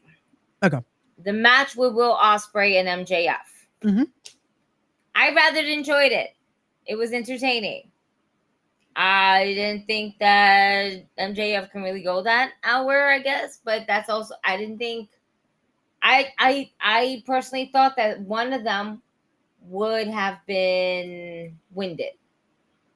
More MJF than Will Ospreay. But I was wrong. What bothered me though was the bullshit ass ending that we got if that ending would have been a little bit clearer as to like when the ref got hit, I think I might have enjoyed that a little bit more, but it was like, so this is how we're gonna do this. The worst part of that is it's like after so long of a match to not have a clear cut, straightforward finish. It's like showing us the cake. And instead of putting frosting, we're gonna put sour cream. It's just like it's like all those drawers at the end before. It's like this is a beautiful cake, but we're gonna fuck it up. Because the match was great. The match was, it was working. They worked well. Ospreay, we know, could work a fucking hour match because Japan fucking does it every other week. Right. He definitely popped his shoulder out. Oh, hell yeah. He had popped his shoulder back in. And you also saw him at the moment where he was like, yeah, my son had to do the Mel Gibson like a motherfucker. Yep. But MJF definitely, he was able to follow suit. He was able to keep up with it. Which is funny because I love the oxygen mask at the end. And I'm just like, what is it connected to? I wanted to know the same thing. I was so very confused. And the funniest thing is that at this time I was doing my child's hair and she was like, can he not breathe? I was like, no, he can breathe. So I was using that. And I was like, for show. And then she's like, but she looked at it and she's like, I don't get it. And I was like, neither do I. It was like, it's not connected to anything. Why is he using a mask? Like, it was a small little tank. There was a small little tank. Was there? Yeah, there was a small little tank. I didn't see the tank. I thought it was like, yeah. There was a tank. It was one of those little, like, walkable tanks and stuff like that. Like, okay, so that works. But no, it also could have been legit because wrestling for an hour can blow you the fuck up. Like, there's people that in 10 minutes are done. People in 7 minutes that are done. Yeah. The ring, that's the one thing that they say, that cardio is like nothing else. So it could happen. And wrestling for an hour, I'm tired thinking about it. Like, it's one of those where it can get you, like, especially if you're not used to that type of match, especially at the pace that they were going at times. It's like, it's going to get you. And having to be able to do it TV style as well, because it's not a normal pay-per-view match that it's like, you're worried about this, you're worried about that. Like, no, with TV, it's a whole different ballgame. So it's like every once in a while they'll do that for us, right? And what I mean that is by giving us an Iron Man match, because not for nothing, I enjoy Iron Man matches. Give me an hour match, and I'm good. Yeah, as long as it's good and it makes sense, I'm okay. Yeah, it was entertaining. We saw a cute little what could be a 7, 8, 9-year-old girl hitting MJF, and then MJF giving her the finger. It was amazing. It was that made that fans moment right there. From beginning to end, really interacting with the fans, and then coming back. It was just that poor shit ending, and it was like if the referee was actually really hit, then it looked like it. But my man flew to the bottom rope and just stood there. Like, it was one of those it's one of those that it should have just ended in a draw and then repeat itself at Wembley. Oh no, people would have been that is the issue that they booked themselves in, is that how AEW is known for, you're still gonna get a finish no matter what. That would have been better to just do a draw, because then it sets up for the pay-per-view. But because they love finishes, we're gonna end the match. It's like, but why? Like, this would have been the perfect match to have been like, let's go to 60 minutes, time limit draw, then you do the actual match on a pay-per-view. Let them do 30 minutes. Sometimes you don't need a finish. Sometimes the best finish is no finish, in a sense. And this would have been one of those times where it would have worked perfectly of not having a finish, Pero it is what it is. Oh, and then you're just gonna walk away? Did you get another phone call? See? Baby mama is this one, Raymond. How you just gonna walk out like that? I don't know. But I can't trust these hoes. Now you're telling me that the finish was botched. No, but I saw the picture with him in Well, the if mask. you would have watched it, we wouldn't have to fucking spoil it for you. It's not my problem you ain't watched it. That sounds like a you problem, not a me problem. I saw the picture with the mask, and I'm saying like, where'd the mask come from? He was doing all this move for move shit with Ospreay. He thought he was Swerve. And at the end of the match, after 1, 2, 3, the docs came in to fix Will Ospreay's fucking shoulder because he legit popped it out. Oh, now he comes back. And they had a bullshit ass little baby tank for oxygen and giving it to MJF, and he's like, oh, I'm still the best. Oh yeah, like I was like, this is such a shit ass ending. Y'all gave me a draw for Brian Danielson. Omega and Brian, yeah, and Omega. And draw. And cowboy shit. That too. Y'all gave me a draw for that. That could have came out a clear winner. This should have been a draw. This definitely should have been a draw. So now I'm like, disappointed. Toe tags, you missed a couple Stings fucking cameos. You missed Sting. I saw Darby Allin came from the ceiling, but there was a couple cameos. So that's one. A couple is two things, right? 1, 2. That's a couple, right?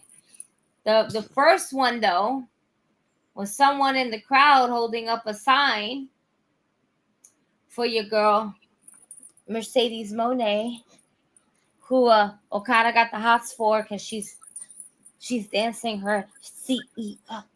By the way,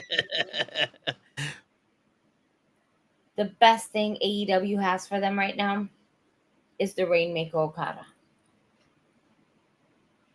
Because the man is having way too much fucking fun. And he's just living life. He's like, oh, it's so hot. It's so hot in here. Oh my goodness. My man caught the only yamma in his pants. When Miss CEO, okay, I know I got to go. And I'm like, that was the most dumbest and lamest shit I've ever heard. But Okada coming out saying, oh my God, he's out. He got hot flashes. But going back to that, at the end of her match with Nyla Rose. Yep. I almost fucked that up. All right, Nyla Rose. Thinking Nyla again, Sting is. He was holding up a sign. Oh, so we thought it was Sting. It was DMD. She did the whole, took off the Sting mask. She had a hoodie. They were kind of going at each other or about to, and then security got in the way. I mean, those were your two Sting moments. And then the second one was, like you said, Darby Allin coming from the rafters with his back turned towards his enemies, which is by far the most dumbest. In all honesty, Darby Allin coming from the rafters the way he did looked absolutely fucking terrible. The worst part of it is like they're always looking that way, and it's just like, at least when they used to do it with the NWO, he's coming right to them. That it's like, okay, now it's time to fight. Instead of let's go, coming down the rafters over, like he's over here. It's like, oh, now do we fight? Like, what the fuck do we do? Like it was that delay. Like, also, I love that they have to keep acknowledging that Owen Hart's wife gives permission for him to do that. I'm like, I feel like it's kind of weird that you keep asking her. Like, I kind of find it weird that they keep doing this shit. Like, I find maybe it don't ask the weird person that might they be have to traumatized. keep on mentioning it like Yeah. as if mom said we can do this, guys. Yeah. It's like it has to be traumatizing of like bringing it up and also doing this so much while she's there. Like, can we not do it when she's there? Maybe. Like, I think that would be better. Yeah. Like, this might be the one show. Let's not do a crazy harness thing. Like, come on, please. Because I mean, for that, you might as well just build a fucking ramp and let Darby Allin skateboard and jump off the ramp into the fucking ring or some shit. That would be dope, actually. Yeah, because at least it's Darby Allin. He's not Sting. Yeah. Like, You know? But also, this could be Darby Allin's idea as well, because he just wants to do more crazier things. He always wants to cheat death. And Yeah. that's so fucked up to say it like that. Yeah. But he is one to cheat death the majority of the time. Yeah. But, you know, like I told Ray when you're driving, it's all luck. And sometimes you're not going to be so lucky. So, homeboy. Yeah.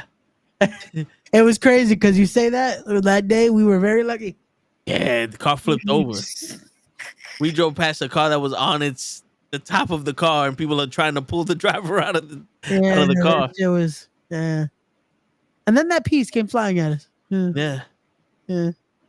It was all Show's fault. Show was trying to kill us. Facts. Final Destiny shit. Word. And that was a funny thing. We mentioned that too because there was a log truck, and we're like, "Yeah, no, we're not driving behind that shit." We've seen that movie too many times. Word. But also breaking news. I just saw on Twitter. Uh-oh. The Rascals are teaming up again on TNA on Saturday.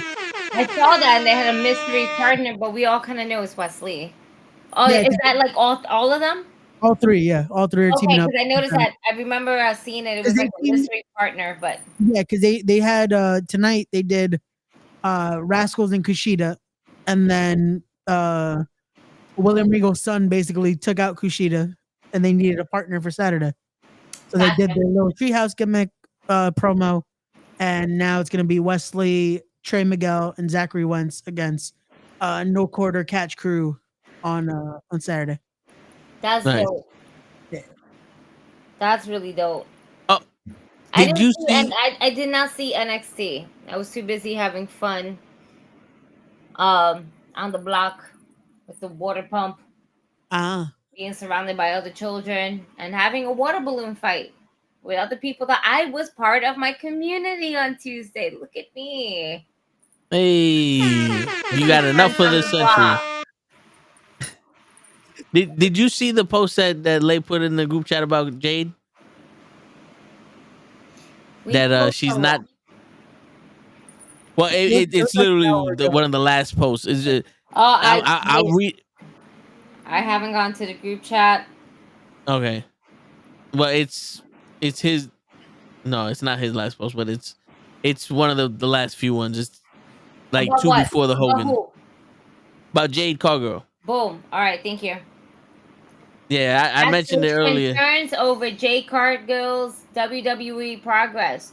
The word coming out from the backstage, according to TDS and Billy Bahati. Despite Jade's impressive look and charisma, Jade Cargill's WWE journey is reportedly causing concern amongst officials. While she has the superstar presence, Cargill is struggling with the mechanics of wrestling, worrying key backstage figures. Insiders note that her in-ring performances isn't meeting WWE standards. You don't say. She looks the part, but isn't executing moves safely and efficiently, says one source. The pressure is mounting as WWE invested heavily in her, expecting a rapid rise. Officials now face a tough decision: continue investigating in her development or reconsidering her future with the company. As weeks pass, all eyes are on Cargill's next step in WWE. Ooh, fake news, Tyson? Fake news? Is this fake news? I mean, it's hard not to agree. Because I don't know. It's like it's hard not to believe it, but it's still like the source we got it from is like, who is this nigga? You know, the 434 shit. I don't know about it. They said unsafe and ineffective. Well, think about the tag team match where they lost the titles. And she had that botch. Yeah. Where she was trying to springboard off the top rope, and then that did not landed well for her. There has been moves where she has not been completely in sync with Bianca Belair, where it kind of looks like she's taking Bianca Belair's lead, but she's also trying to lead. I don't see any other news about it either, Tyson. But when was the last time we seen Jade Cargill in the ring? Wait, is she on I think it was that tag match. Yeah. They had her on last week. She did a segment with Naomi and Bianca. No, I'm not asking about segment. What was her last wrestling match? Was it for the Owen Hart tournament? Not the Owen Hart tournament. Sorry, the Queen of the Ring. No, it was something after that. It was right after they lost. Wait. Yeah, because Nia got that. It was after they lost the title. She had one more match after they lost the title. I think it was the Queen of the Ring. Or was she not in that tournament? No, she was in it, but she faced Bianca in that. She got herself disqualified, if I'm not mistaken. But I think that was the last match she was in, no? No, because she was in another match. She was in a tag team match. Yeah, she was in a tag team match with Bianca not too long ago. I know they want to do. Though, as strong as her presence it can be for WWE, I don't think having her on SmackDown is doing her any favors. Nope. But the problem is that on Monday Night Raw, we're all focused on the Wyatts. Yeah. And on the Judgment Day. Where's there room for Jade Cargill? NXT. No. You want to know why? She should go to NXT. Right? Learn the ropes. Do the promo stuff. Whatever.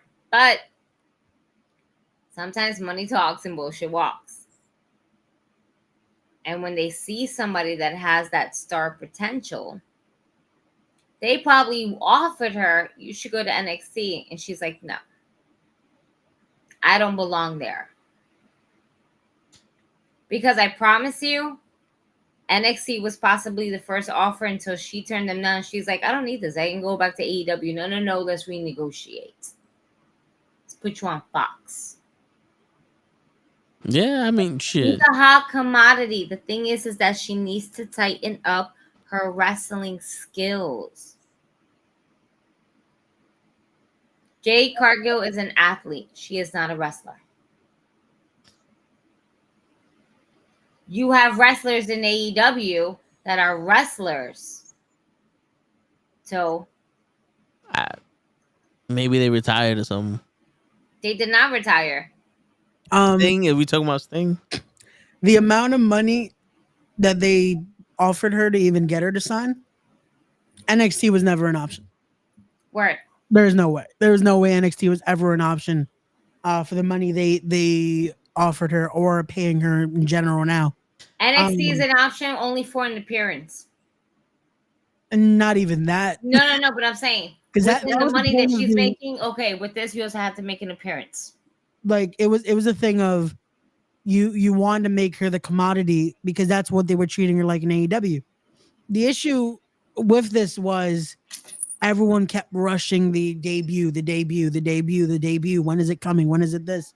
That it was the thing of the Rumble was the best time, but we saw maybe it's not the best time for her in singles, you know? It wasn't the best year? not even the best year, but it's just like it was rushed to try to get her centerpieces. But that's why I asked earlier, like, from what we've seen, nothing's been to a point of like, oh man, she's unsafe in there. Well, listen, you know this better than me, but I think the only way to get Jade in shape or ready for the WWE is to put her in matches in the like on TV. No, yeah, like they did like they did with Ronda. Yep, Ronda was there, and they put her in big matches. She did her thing.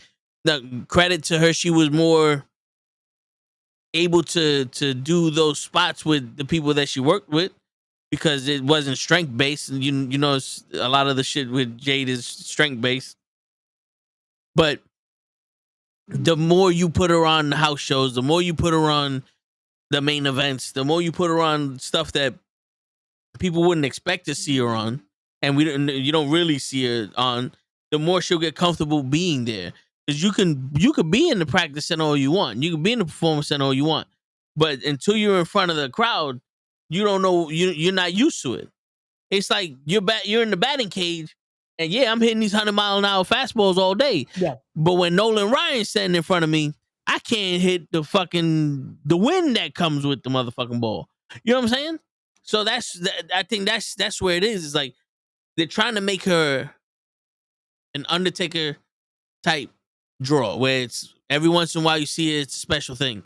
But they really need to just put her in spots where you don't see her on TV, but she's always there.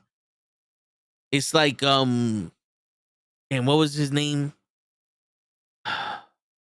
The Russian, was it Koloff? No, wait, for WWE or for back in the day? WWE when he was undefeated. For Rusev.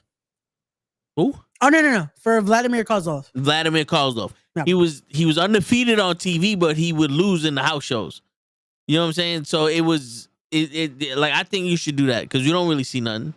You only see the little videos that they put out, and if they don't put out videos, we're not gonna never see nothing. Well, I just saw she wrestled on the Mexico tour. Okay. Because I looked up the matches and it says the last one she just had was last week. Okay. In Mexico. So her working house shows, that's good. She needs time in the ring. She needs to be in moments of like getting those warm-ups, getting something where it's like it's not just her in there, you know? Because she can't be in that position like Goldberg where the dude's like, yo, what? Goldberg's like, yo, I don't know what to fucking do right now. When he said that to Kevin Nash, he's like, I've been doing this shit for a year. I don't know what to fucking do. You tell me. She can't be in that position. You know, and putting her in squash matches would help with any kind of jitters that she may have. Because you can see she's still a little nervous when she walks out. You know what I'm saying? Like when she does a little pose and all, you can still see that little bit of nervousness. And that's what you need to get out. Because even if it's just a 2-minute match, you get her out there, she does her thing. The more she does it, the more she gets comfortable. And one of the things that I notice when people are trying to learn something, you got to get that comfortability before anything else. Yeah. If you're not comfortable there, you're going to hurt somebody. You're going to hurt someone or you're going to hurt yourself because you don't trust yourself in a sense. Yeah. And once you hesitate, don't do it. But most people don't, they're going to do it anyway. And it's like, well, now she landed on her neck. You know what I'm saying? But that's how those accidents happen. That's that one hesitation, that one moment of just like, oh fuck. Yeah. I don't think I could do this. Or it's happening and it's like, wait. Nope, it's already happening. Now what? Yeah. Like you can't have that moment of hesitation. You can't overthink. You can't overstep this. You can't do this. Like, come on. Yep. Jade is still training with her as we speak. She's going to because Natty and TJ have that ring that they open up. Their version of the dungeon.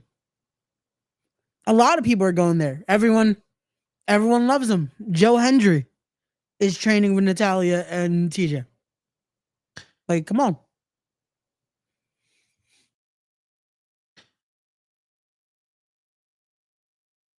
And even that's different because you can train, you know, like there's certain people that are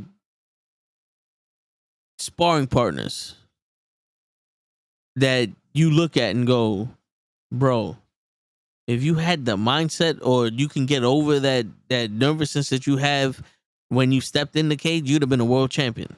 Like, this dude is the best fighter in this gym, but outside this gym, he freezes up. You know what I'm saying? It's like, she could train with him all she wants and everything will be smooth, everything look good and all that, but you freeze up out there, you get rattled. Bro, you gonna have the Les Brown. I talk about him all the time. He says, if anything's worth doing, you know how they say, if anything's worth doing, it's worth doing right. He goes, if anything's worth doing, it's worth doing wrong until you get it right.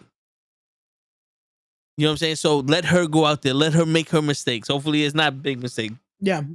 But let her make her little mistakes because it's the only way you get to learn how to handle them. Yeah, because you need to, and that's the thing too, that's like when people are breaking this down so much that it's like, oh, she's not doing this, she's not doing this. She's not supposed to. She's been with the company for what, less than a year at this point? Yeah. It's like she's not going to be a superstar in a day. She might have promise. She might have things that it's like, oh, she's going to be that one day. It's like, yeah, a lot of people had that. Randy had that. But Randy at first was green as bullshit. Yeah. I tell you this. I tell you this. Logan Paul has got comfortable in the ring. Yep. You see, he's getting his promos are going out there, and he's more comfortable talking promos. He may not know what to do in the match, but he's sure as hell not letting that end the match. Yeah, no, he's at a point now where it's like it's a lot smoother. It's a lot. Yeah, he knows that if he fucks up, it's okay. We gotta go to the next one. Yeah, bro, look at the Mysterio thing. Yeah, that is the biggest thing that's like people question. Oh, did he fuck up? Did he save him? This and that. He did and he didn't. And why I say it like that is, yes, he was out of place. He was able to recover. He saved the spot. He didn't save Mysterio. No, but that's the thing. That's all you need to do is that. Yeah. Like that little thing. And as much as Rey Mysterio said, oh, I would have just landed on my belly. How do you know? Again, I'm not questioning him in a sense of questioning him. I'm questioning just wrestling. Because that little thing that's like, oh, I'll just take this bump. There's people that we've seen it every match. A lot of now. You take a suicide dive. Expect people to be there. You take a hard bump. Yep. Because no one catches you. Luckily, he was there to catch him. Because who knows? He could have over-rotated, possibly land wrong. So luckily, Logan was there to catch him. He was a step off, but he still, in the end, he was able to adjust and caught him enough that it worked, you know? Yeah. I mean, Bad Bunny, he was comfortable in there after the couple match, but the match with Damian Priest, he was comfortable in there. Oh yeah, match, you would have never known that Bad Bunny was not a worker. Yeah. Like that match showed that you can be taught and you can, if you listen and you become and you put in that work and you respect the craft, pun intended, you can make always plugging this shit. I got to, man. I got to. It's one of those when you can make it work, you know, like Bad Bunny and Damian Priest put on a hell of a match. Like it put on something that it's like, this shows something. And there's a lot of people like that, man. There's a lot of people that are willing to listen and they'll do that. And Jade, I feel like, is definitely in that phase of their teaching, but she also still needs fucking time. Because the thing with Bad Bunny is he did match what? 2 matches, technically? Yeah. So it's not like we're seeing it every week that we're able to critique, you know? With Jade, it's like, oh, but she's doing this and doing this and doing this. And it's like, even the rope thing, we already broke down why that happened. The ropes were loose. Yeah. You can't blame her for that. You can't blame Damian Priest. Yeah. Like if they were perfect to the T, they would have been fine. Not saying a botch can't happen, but when you notice how the ropes are and how they even warned AJ, because that was match 1, but didn't warn anyone else. It's like, come on, man. Nah, yeah. Like, how do you warn AJ and not warn anyone else? I mean, shit, if anybody needs to be warned about that shit, it's him. Like, but it was funny because I'm like, yo, you could tell. Like, they literally say, hey, the ropes are loose. And you can see it. That was my thing, too. Like, yo, if you notice the ropes are loose, don't plan those spots. Like, just do anything. Or tighten up the fucking ropes after the match. Well, that's the thing. That's something I don't get because they have so many crews. Like, have you ever been to a WWE event? You just notice, especially when they're giving those the packages, they're changing the mat. They're doing this. Why did no one think, let's tighten the ropes? Like, unless the rope popped. That's what I could think of is that the rope might have been broken and they were trying not to overly tighten that it would pop. And then they have no ropes. Because that's the only thing I could think of is because they were in a different country, they didn't bring another set of ropes. Which I doubt because they have the trucks and they have all that. But God forbid they only had one set of ropes. Got 3 rings and 1 set of ropes. Mm-hmm. But yeah, man, shit. I'm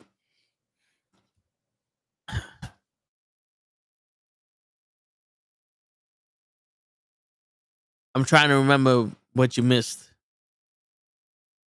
when you left. But yeah, I was saying Orange Cassidy versus Zack Sabre Jr. was like Zack Sabre Jr. versus Bryan Danielson in jeans. And I know you say he's a technical wrestler, but the way he wrestles and the way he wrestled this match was just completely different. But and that was the thing I said I wanted, and it didn't translate the way I thought it would.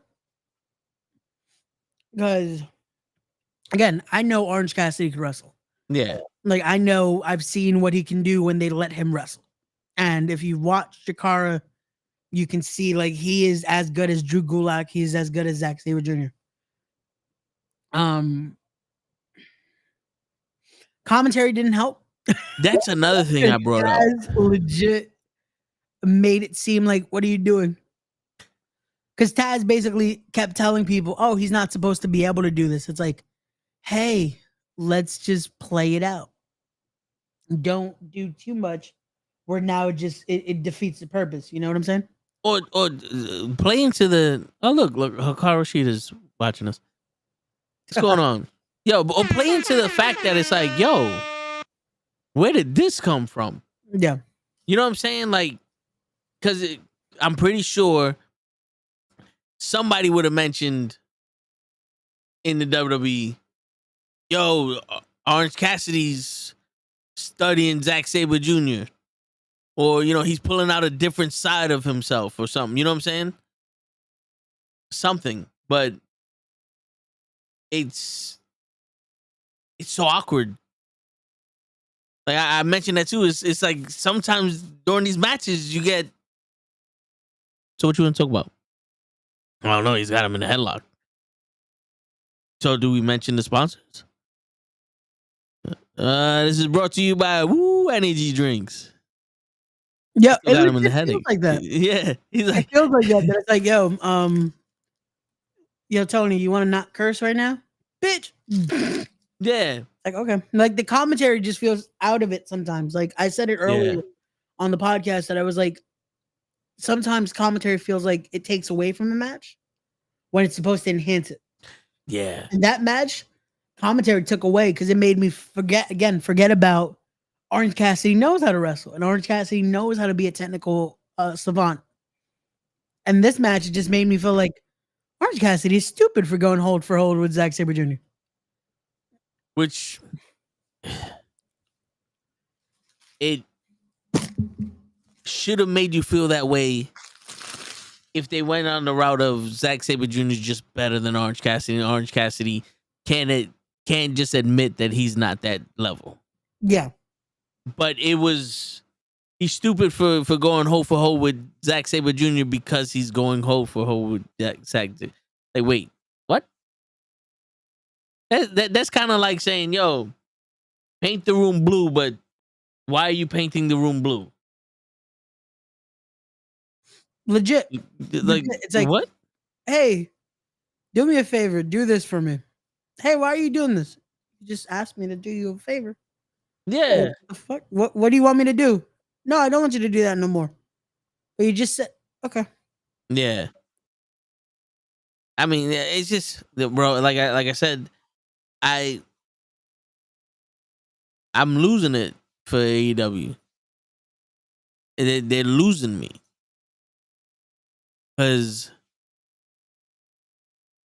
I was spoiled with the 80s wrestling where you had everybody with different looks and different backgrounds with different movesets. Like, think about it, Ray. Mr. Perfect and Bret Hart have a match.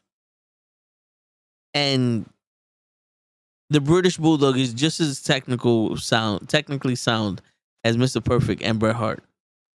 And Bret Hart versus the British Bulldog is a completely different match. The $1 Million Man has a match with Jake the Snake Roberts. And it's a different match with Macho Man. Yo, fucking Hulk Hogan has a match with the Ultimate Warrior. And it's different from any other match that the Ultimate Warrior's ever had. They had a simple match, Andre the Giant and Hulk Hogan. And that is still, to this day, one of the most memorable matches in WrestleMania history. This is why I'm saying that I don't see wrestlers here. Is it hard to I know it's hard to be different, but is it hard to be different than the match before you?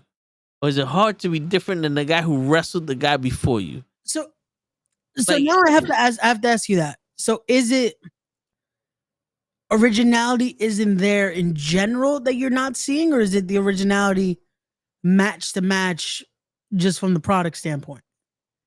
It's because now I'm confused about, is it that you feel like they're copying just, oh, this match does this and the next match is doing the same type of shit? I don't think they're copying on purpose. It's just, I think they don't know the other match just did 52 super kicks. Like, I think they're all like, this is what I'm doing, and I don't give a shit what else the rest of, like, everybody's on some, this is what I'm doing. This is what I want to do. And it just turns out everybody's doing the same thing.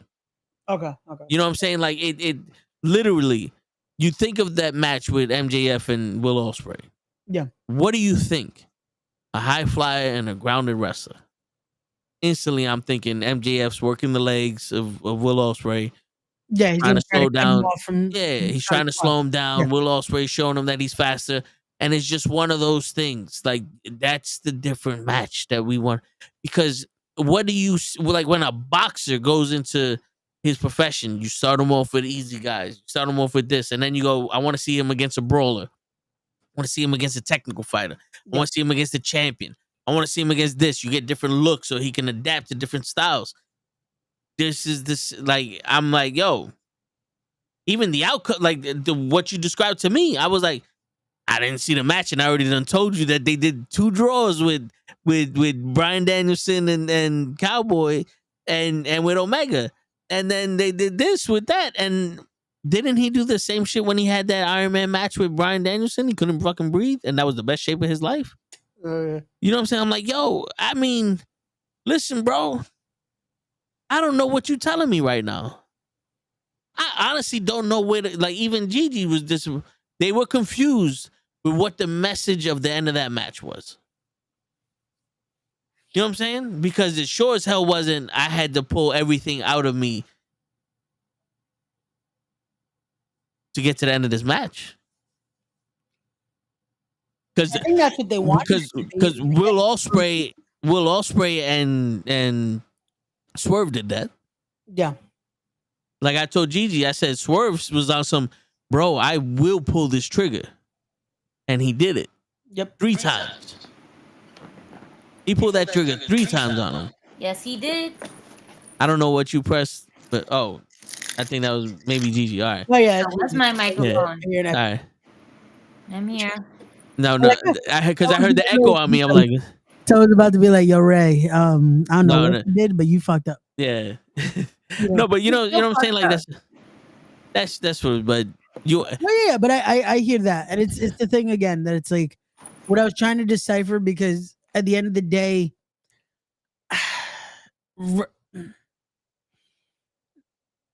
this is one of those rules that it's not said, but it's like you kind of infer once you start learning the business and you start seeing shit. Watch the fucking matches before you. Like, and that's one of those things that if you ever been in a locker room, especially at shows that give a shit about the product, yeah, they say it, and they're not supposed to, because you're supposed to start to figure out, like, watch shit, and you start fuck. I hate to have to do it, but fuck it, I have to expose this part of it. Like wrestling is said, the biggest thing that people try to critique is wrestling is fake. No, wrestling isn't fake. The finish is planned. That's the only thing. Everything else could switch up in a dime. That is the one thing everyone usually is supposed to know. What's your finish? No one do that finish.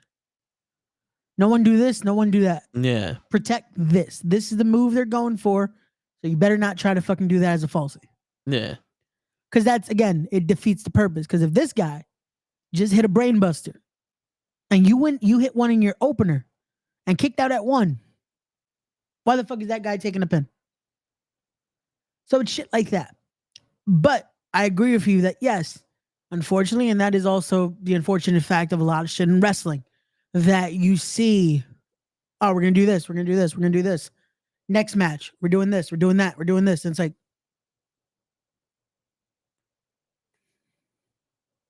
they just did that. Why the fuck are you doing that? Again, it loses the value. Especially when, let's say, like you said, the first time you saw me do commentary, first match in, all they fucking did, super kick, cutter, super kick, cutter, this, we're doing this, falsy here, this. Then you get to 3 matches in, super kick, doesn't mean shit anymore. Yeah. The cutter doesn't mean shit, even though one guy used it as a finish, and it's like, well, what's the point? We already saw a bunch of fucking super kicks.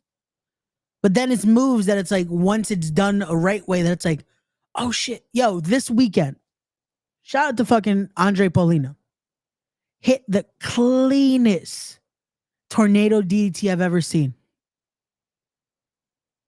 And it was a finish. And it worked. Yeah. Really? That it's like, again, a move like a DDT now that means, unfortunately, because of how wrestling is, doesn't mean much. Meanwhile, it's a DD fucking T. They did like 25 DDTs at Money in the Bank, bro. Bro, remember tornado? DDT legit is supposed to fucking be, I put you here, I bring you fucking down, your head is going to the mat. Yeah, I remember people had a neck brace on after their DDT. Right. Yeah. If your head goes to a fucking concrete floor, you're staying down. Yeah. And I remember, and this is again to expose a little bit of wrestling in training. I remember once my fucking trainer, someone hit a DDT, tried to get back up. He stomped them down. Why the fuck are you getting up? I just hit you with a DDT. Register it. Because that's supposed to be part of it. Sell. If you just got slammed on your head, that is supposed to be the what we're painting here. Why the fuck are you already getting up? This is how Jake the Snake Roberts won the majority of his matches. Yeah. It was his finish. The fucking DDT. It was a finish. It was supposed to be a devastating move. Like that's always why they say, what is the fucking, is it devastating this? There's a bunch of shit what they DDT was the acronym for. But it's something that's like, it's again, you're putting here where you're not getting out. And bam, you're going down. Like, come on. Like, and there's moves like that there's so many. The power driver, the DDT, even again, a suplex could be that. But yeah, it is what it is. I remember when the belly was a finisher. Who was it? Bailey. No, I'm talking about in the 80s. Wasn't it Blackjack Month? Fuck. I know it was one of them Cowboys. He had the glove. Barry Windham, wasn't that one of his? Or is like Magnum TI? Wasn't that one of his finishes? I'm gonna be real. Wait. What was his finish? The belly to belly. Barry Windham. Yeah.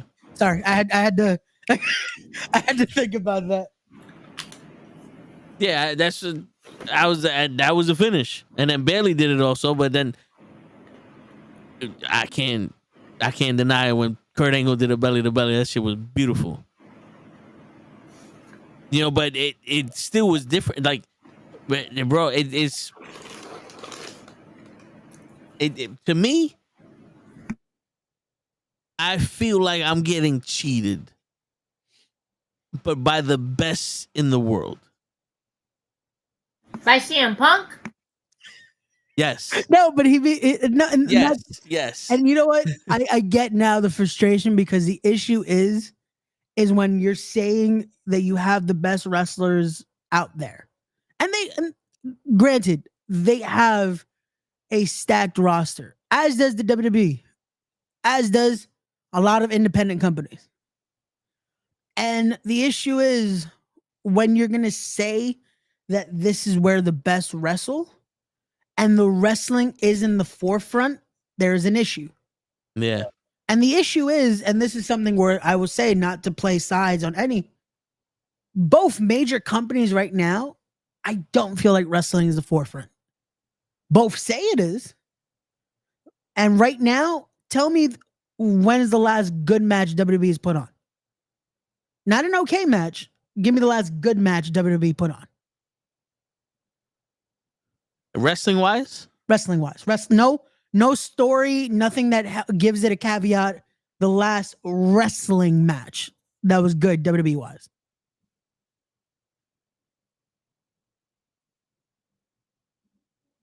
I think Sheamus, Drew, and Gunther. SummerSlam 2 years ago.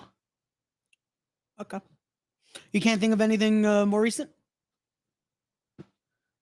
Okay. No. Not off the head, because some of the matches I'm thinking of are just fucking copycats of the original match. No. I'm asking that just because it shows you something. AEW, for you, what was the last good wrestling match? Will Ospreay and Swerve. Okay. Gigi, you have a. He's like, fuck you, don't ask me that give question. me a second. I need water. I just kind of like mad crackers right now, and I realized I had no water. I was looking. I was like, yo, any moment she's about to start coughing or just because all I see is crackers. And I'm like, yo, Gigi's going with those crackers, but she's going to get a cough any minute. Okay. Yeah. But I mean, the reason I asked it that way is because, like I said, wrestling, there should be the focus should be that. And again, this might be just because I like wrestling. I like the purity of having wrestling as well. But don't get me wrong. I'm also, and this was the annoying part of me for a while on here, I like storytelling. Don't get me wrong. Wrestling needs storytelling. It needs everything. But when you're not at least also showing wrestling, there's an issue. That's been my rant every Monday. That it's like, yo, where's the wrestling? And it's not because of the promos. Like, promos are fine. You can do promos. But when everything is being put in the front and we're forgetting wrestling, that's an issue. Yeah. Like, it should coincide. Like, if you're going to do that many promos, I should also it should lead into wrestling. It should lead into something where it's like, now I care about the match because you did this, you know? Yeah, we're too busy watching Jay versus Chad for the Wyatt Six. Yeah, and that's an issue. Like, for me, WWE wise right now, the last good match they did, it does feature Sheamus, but it was Sheamus versus Ludwig Kaiser. Okay. That match had no story. That was a random thrown together. Sheamus was doing something else. Ludwig was doing something else. But that match, pure for pure, was a fucking wrestling match. Now, AEW, funny enough, and again, there's no story to it. Will Ospreay versus Kyle Fletcher. I'm sorry. This asshole. I see you too, Kenny, and Yo, I sent you the Kenny. fucking link. Yo, Kenny, we see you, my guy. We see you. I sent you the fucking link, Kenny. Yo, Kenny, join us, my guy. We miss you, man. Word. We Are you haven't only even here when we talked got about the Dajak on? subject at hand, which would be the bloodline. That's fucked up, man. Why you only come when we got guests? Word. You're not good enough for you no more, Kenny? He's Word. not. We're chopped liver now. We hear the shots, man. We hear the shots. Word. All good. But yeah, Will Ospreay versus Kyle Fletcher for me was the last time AEW did a pure wrestling match. I feel it. Oh, that was The reason I good. don't say Ospreay versus Swerve because that had the story.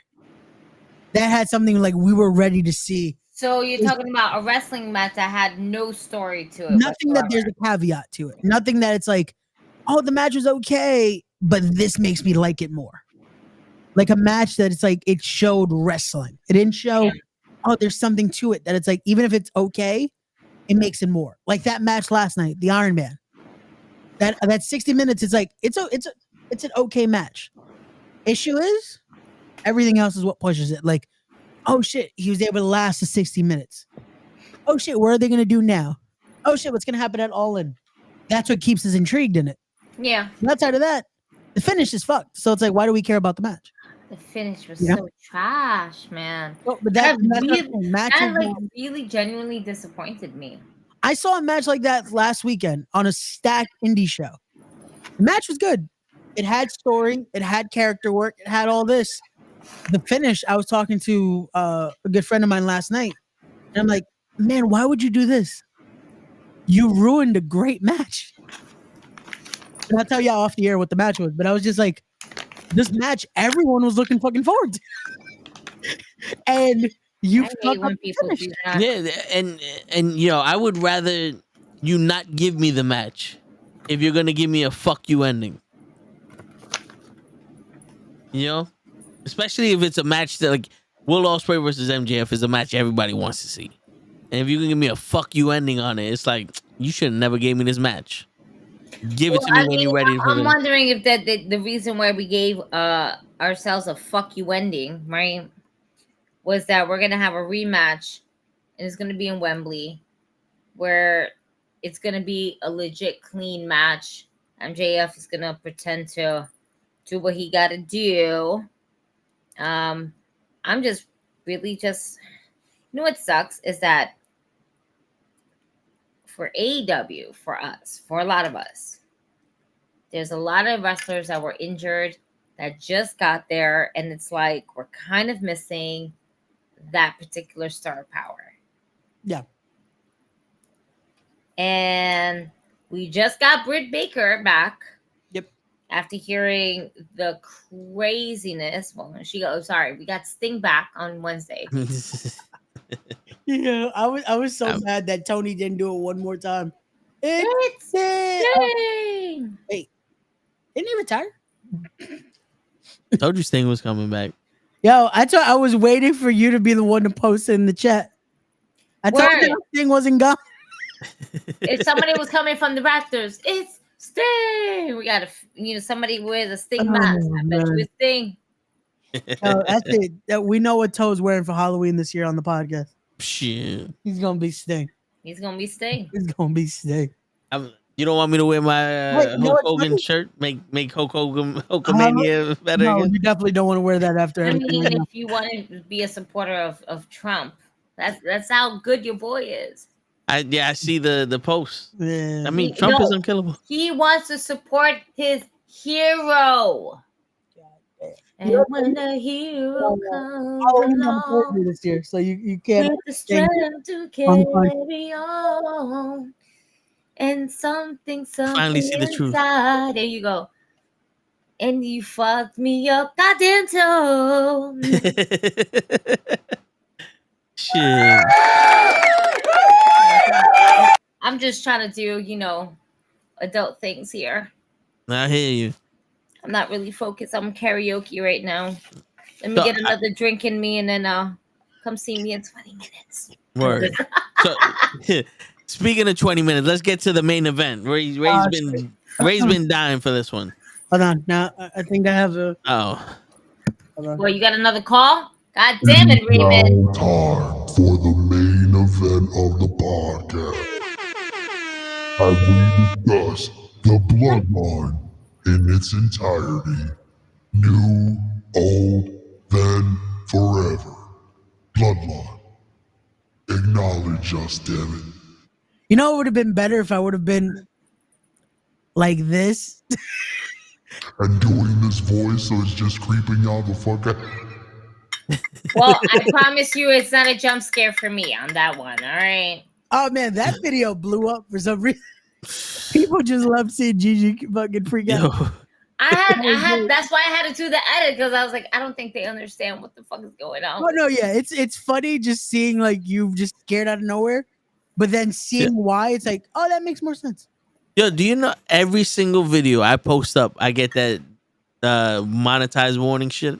Yeah, because you can't. It's they're gonna bullshit because it says the raw stuff on there, and I'm surprised it kept. I didn't get the monetizing thing on the video that I posted up. No, my tips of the day, the comic book one, every single. If I put up a video of me going, today's Tuesday, I get that monetized warning shit, and I'm like, yo, y'all motherfuckers don't pay me anyway. Like, the fuck you. Yo, that's the thing I never understand with that. That it's like, oh, you could be against getting monetized. Like, yo, you haven't offered to pay me yet.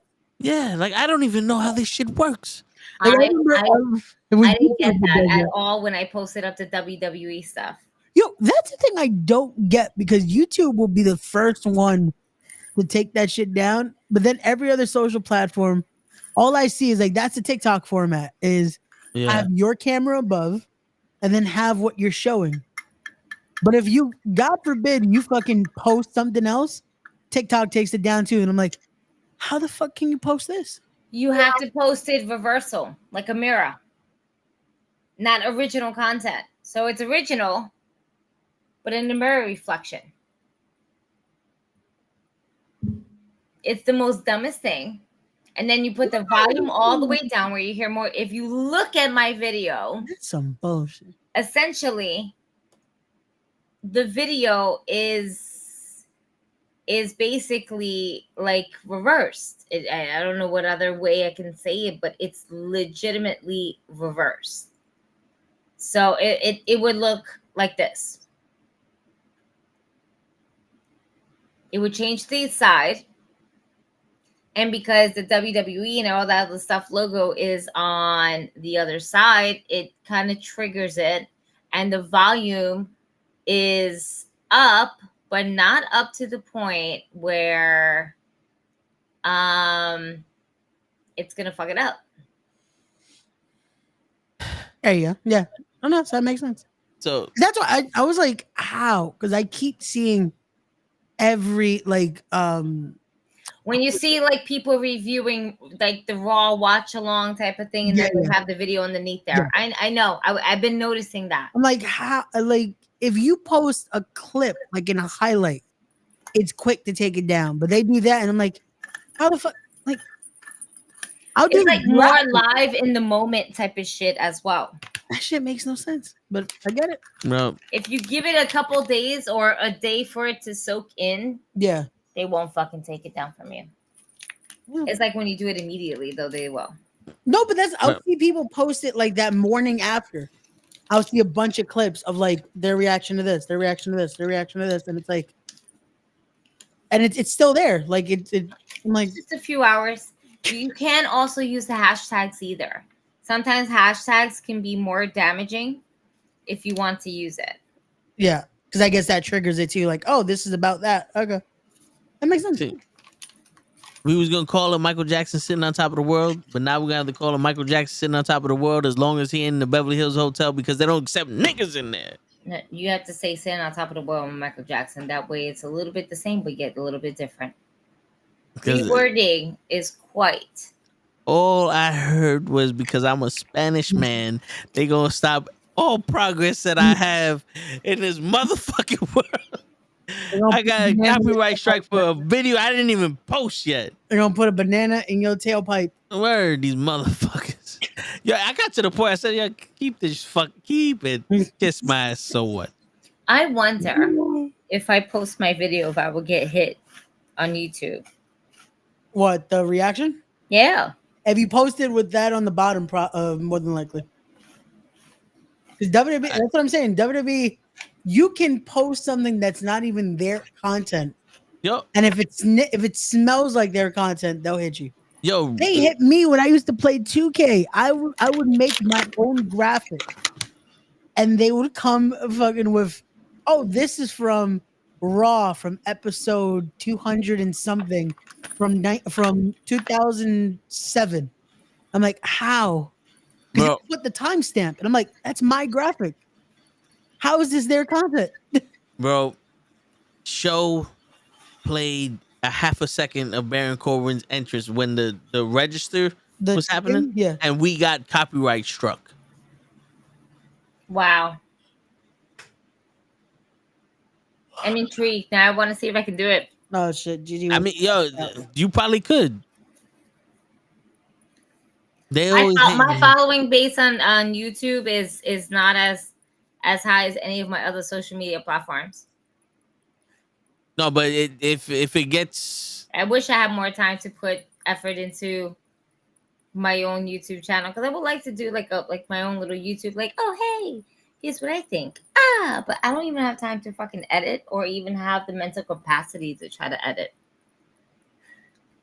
Edit can take a lot, and it's very tedious. And then after a while, I'll get very motivated, and then yet very unmotivated at the same time. Yeah. I've been trying to, because out of the episodes I've done recently, I'm like, yeah, I'm going to make these clips. I made 2, and I was like, I'm done. Like, once you start to get into the edit, that's like, oh, fuck. Now I got to do that. That's where it's like, yeah, that's where it kind of gets you. It's just like, man. You know what helped me out a lot, and is a little revealing back the curtain. Cookies? No, I figured this out. You put the entire stream in your software, and you cut the sections you want. Yep. And when you go to render it, you go in and out, and it only renders what you highlighted. And you put that in your render box, and you put all of them in there, and then you render all at the same time. That's how I'm able to make 6 little clips at once, and only go to sleep at 2:00. Because if I was gonna do that individually, I'd have been like, yo. Yeah, because I've been doing them individually, and I'll do because the thing is, I want to edit in so many little specific things to it. Yeah. If it's a certain match, the images, there's a graphic to it, the graphic and all that shit. And I just add more work to myself, but it's like, it's what I want to do to make it, I guess, pop in a sense, that it's not just, hey, this is what you saw on the podcast. Like, no, this is that makes sense. Something else, you know? Like, but I was talking to the guy I had on the podcast today. Like, he does it, and bro, he's on a level that, bro, they're getting, I think the main channel that they have is at like over 200K subs. Wow. And then one of the guys has 1.5 million subs already. Well, so you know what? Watch, tomorrow, this channel is going to have 1.5 million subs. And if it doesn't, then Ray's going to do the Toe in the Show on Saturday. We already said we were doing it on Saturday. I don't want to hit shit, Ray. Don't make No, we're gonna ask this here while we promote. We're gonna be doing the Toe in the Show on Saturday. Toe hits me up. Yo, we're gonna do the Toe in the Show Saturday. I'm like, before Ray's birthday. I'm like, I know. Also, this is Ray. Do you know I'm sending this to Ray? Yeah. Well, first of all, I sent it to you and Show separately. Okay. But also, it was no invite. Mm-hmm. Well, the thing was, the topic was strong. So I was like, we're gonna talk about this before we start talking about Ray's birthday and celebrating Ray's birthday. So that way we don't have a depressing fucking Toe in the Show while Ray's trying to turn 27. Okay, I'm turning 26, but got you. You see this shit, Tyson? I said he's trying to turn 27 because he's in a fucking rush. Oh, but I guess Michael Jackson could sit on top of the world, but as long as he's not in the Beverly Hills fucking hotel, it's okay. I would just jump to 27. You're trying, Ray. You're trying. Watch. I don't want to. You're gonna go happy birthday to you. What the fuck happened? I'm 30. Oh fuck! Don't say that, man. What's wrong with being 30 or 40? Ray. I think I'm getting another phone call. I'll be back in a second. Oh, look at that bitch ass nigga just running Yeah. around. He just ran. Like a Bitch. I didn't run. pendejo. I'm still here, folks. I'm just doing things that y'all don't need to know what I'm doing. Oh shit. No, there's nothing wrong with it. I don't want to rush to my 30s. I would like to enjoy the rest of my 20s while I can. You should fucking enjoy the Like I rest will of be your 20s. enjoying it this weekend. You should go back and enjoy your teens. Yo, my teens were fucking marvelous. Mine right. You don't even fucking know they're marvelous. They're like WrestleMania Oh, come 39 on. Roman Reigns. That wasn't supposed to happen. See, Ray? Ooh. We weren't supposed to enjoy teens. That's what Jesus is telling you. You fucked it up somehow, Ray. Somehow I fucked it up. Fucking shit, unbelievable. You know what? I'm sorry. I'm focused. I can't create. So are we going to the main I've been trying to talk about the bloodline this whole time, but Oh, Yes, let's talk about it. We only got like a half an hour. Yeah, we can make it work. Okay, so what is initially our topic here? Are we talking, in a sense, the bloodline, the new bloodline in a sense? So the way that the original bloodline started was with Jay and Roman. Yeah, and the way that then developed into the whole thing. And think about it, they sacrificed Jimmy. Yep. To start the bloodline. The way the new bloodline started was with Solo. Yeah. And Tamatonga. Yep. And they sacrificed Jimmy. Yo, why does Jimmy keep getting the end of the stick? It's like because he's the sacrificial lamb. I'm sorry. No yeet. Yeah. You know what I'm saying? But that's what's like very similar. Okay. No, I can see that. I can see that. But with how quickly the bloodline formed into the 4-man faction with Solo, and how slowly it formed into a 4-man faction with Roman, it's like, do you see this new bloodline being better than the old one? No. Because you can't duplicate the original. I don't think there's a way to be better, because in a sense it has to be its own thing. Mm-hmm. There's no way to copy that format of what the bloodline was, like what it became, what it grew into. Like Roman fit into what the tribal chief was so perfectly. But the reason I also say this is it's already at a loss if we're trying to think, can it be better? Because it's going to be its own thing. It has to. There's no way it can try to replicate what the original bloodline did, because Solo has to be its own. But better doesn't necessarily have to mean identical. No. You know What I'm also saying is, because it's like it can't be better, because it has to be its own thing. It has to be something that it's like, this is the bloodline. This is what this version of the bloodline is. Yeah. I wish there's a different name, because I feel like the bloodline Wolfpack. Yeah, it's like, and that's the thing. It's like it's something out of that.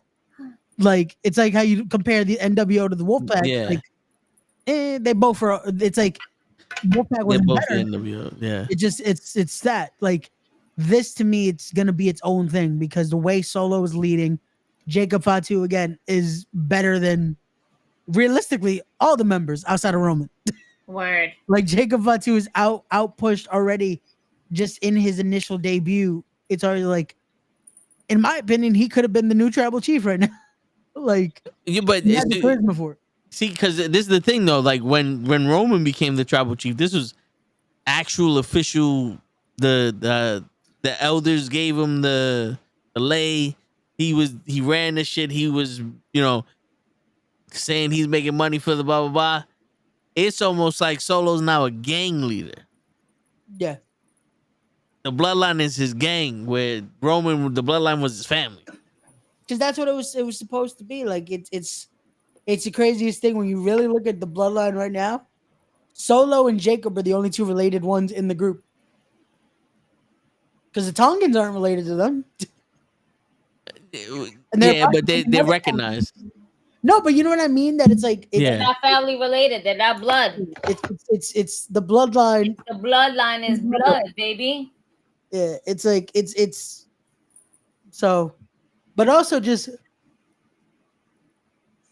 that in itself, like it doesn't have that family feel. It has that almost like they're together by Jacob. You could tell has that loyalty. Like, no, this is the cuz. This is even though it's I think technically his nephew. I forgot how they're connected, but it's like you could tell that actual love and loyalty. With the Tongans, it just feels like that's the boss instead of that's our tribal chief, you know? Like with Roman, it was, the Usos had that loyalty. Because no, that is the guy. He's the one that's giving us this opportunity. And we have that respect. I feel like there's a difference with them. It's almost like fear. Because you could tell even when Jacob Fatu showed up, the way the Tongans were like, who brought him? Yeah. It was like that. It wasn't discussed with them. Yeah, and that's the thing with Roman. Every decision he made, even though he was the tribal chief, you could tell the Usos were ready, and they were a step ahead. Well, because the thing is, like my man CT Fletcher likes to say, someone got to be the baddest, and Jacob is the baddest in this bloodline. Yeah, but Roman was the baddest in his bloodline. Yeah. But I don't necessarily think that means that Jacob should be the tribal chief because no. I'm just saying it fit. He's like, the muscle. He got there. Yeah. It was like, holy shit, he could have been. Yeah. But the thing is, it's like I think you said it on here that it's like Jacob feels like Jacob is what Solo was supposed to be for Roman. Yeah. It's that maniacal, like this is the guy that it's like when shit goes down, send in Solo. When shit goes down, send in Jacob. Like when Roman Solo, you don't want to hear Jacob. Yeah. You don't want to hear that because when Jacob starts coming to you with that weird walk that he does, that fucking like that shit, run. Like Jacob's about to come fuck you up. Ask Randy Orton. Poor Randy Orton, man. Randy Orton got fucked up. Man, listen, man. Randy Orton got fucked up. He shouldn't have fucked with the bloodline. He should have went after Tommaso Ciampa for trying to get him. Yo, did you see the last video he did? Yeah, with his daughter. His daughter. That's like, yo, come on, man. At this point, I think the last video they have to do is Johnny Gargano catches him with the RKO. And he's like, yo, man, that was really easy. Like, I don't know what your point. Like, but I love this because they're trying to figure out a way to continue that viral trend. Yeah, they still do that arcade, very much like how we did the Glorious Bomb. Yeah. It's something new. It's like we can't just keep doing the Bobby Roode thing, even though it's funny because I feel like Bobby Roode has more time on his hands now. Yeah, but the thing is that before Bobby Roode was wrestling, so you always heard the theme song. Yeah. So when they finally got to the main roster and they heard that he was a producer because he's like, nah, I got my neck injury done and we're not doing that anymore. Yeah, which is crazy when he did the interview with Chris Van Vliet. It's like, oh no, yeah, I'm cleared. I just I'm choosing not to wrestle. Which it's a good thing though to at least know he has the option that like one day if he wanted to, he could wrestle. He could come out. It's better to do this because again, the risk of possibly injuring it worse. Same thing with Big E. Big E is not. No, Big E is unfortunately there's no progress in a sense. Well, hold on. He just pulled out a video that he did the stem cells and he's doing the stem cells, but the thing is that one of the discs that he did, the bone is not regenerating. Yeah. So therefore, that's why he's doing the stem cells. Yeah, he's hoping that the stem cells will, in a sense, start that process because he's not feeling any pain, which is a great sign. It's a part where he can do most motions. But the turning, he's still. Yeah, and the problem is if that doesn't regenerate, there is no chance of wrestling again. Because one false move and he's done. Either paralyzed or dead. Yeah. So That's it's like bad. it's So you're trying to say that he's gonna be in the Rumble? man. I think that possibly would be the safest bet for him if he ever were to wrestle again. I don't think WWE is gonna be like Nah, I ever wouldn't. approving that. I think There's it's gonna no, be like, there's no safest bet. no. Yeah. You know what I'm saying when it comes to that? If he ain't healed, there ain't no safest bet. Just keep him. But And he's yeah, not willing to get back in the ring until that fucking gets back. But going back to the bloodline, but Tommaso Ciampa, oh, that's what we were talking about, Tommaso Ciampa and everything like that. yeah. Great segments, but kind of just circling back to the bloodline in general. That's not my tribal daddy. I hear you, but so I know this is all Jey Uso's my fast tribal booking. daddy right now. Yo, listen, me and Until Roman comes back. The facts are, we all saw the star in Jey Uso when he was starting the bloodline shit. Even though me and Lay like to say we did it, we all saw the star in Jey Uso. I'm thinking that the WWE is starting to see that the solidification of his stardom. Because I think they were like, oh, people like him, yeah. But I think right now is where they're going, you know something? This motherfucker might actually be a star. Yeah. You know what I'm saying? But I know everybody likes the fast track and fast book. But I kind of want to see this bloodline last a little longer than up to SummerSlam or Survivor Series. That I spoke to a friend of mine the other day about that. That it's like, because we're what are we? Technically 2-3 weeks away from SummerSlam? Mm-hmm. Yeah. No, actually 2 weeks. 2 weeks away from SummerSlam. 2 weeks. And it's like, I don't think they should tease it right now. Because it has to start with Jimmy coming back. And the crazy thing is, I think the minute we unfortunately do that, you kill this bloodline. Yo. Because that's, unfortunately, I don't think they win this feud. So it's like the minute they lose, what do they do now? What would you say? Now, just bear with me. Yeah. SummerSlam is supposed to be Solo versus Cody, right? Yeah. Yeah. So, what would you say? Solo wins the title. So, War Games is this bloodline versus Cody, Kevin Owens, Randy Orton, and the next person. Jimmy wins the Rumble. Okay. We're looking at Solo versus Jimmy at WrestleMania for the title.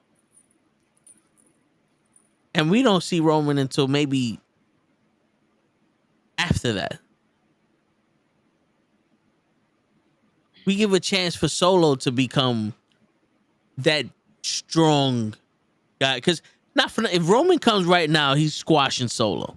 Yeah. But I think right now it's like it's like, and I said Jimmy. I mean Jay. I'm sorry. No, all good. It's the hero's return. Like it's gonna be instantly to beat Solo, and it's like, so all that build you just did was for nothing. Yeah. You know? Yeah. Like it's like you just had him kill Heyman, and Roman's about to come in like, that was my guy. Yeah. And now I'm gonna kill you. You know. And give me 1 second. I'll be right back. That other baby mama. Mm-hmm. Yep. Believable. We all know what that. Yo, I'll be right back. We all know what it's either he got to take a shit, or his baby mama's calling, and he ain't got to take a shit. No, but He saw that phone ringing. Yeah, like I don't know. But then when do we bring back Roman? I don't know, but I kind of. That's the tricky part, because do we have Jay beat Solo at WrestleMania? And then we figure out a way to have Roman come back? Do we have The Rock interfere, because The Rock with Cody is still a thing that they might do? You gotta also remember something. A non-wrestler. The way you bring back the wise man is the way you bring back Roman Reigns. Yeah. because the WWE kind of fucks themselves over with the possibilities. Because if The Rock and Cody are gonna do something, then Solo can't win the title. And you But already Solo's not going to win the title. That's the thing. It's too early to put the title on Solo. Solo's not going to win the title. But now picture this. If the second option would be you put the title on Jay and Solo wins the Rumble. I can kind of see that more than Solo winning the title right now. But how do you get Jay in the title picture? He's not the Money in the Bank. He didn't win the King of the Ring. And if Solo wins the Rumble, that option's not there. There's always going to be an additional trade or someone fucking around with somebody. And then like, yo, just give it to me. Grant that to me. Grant that to me. Let me see if I can make things work. We'll make things work.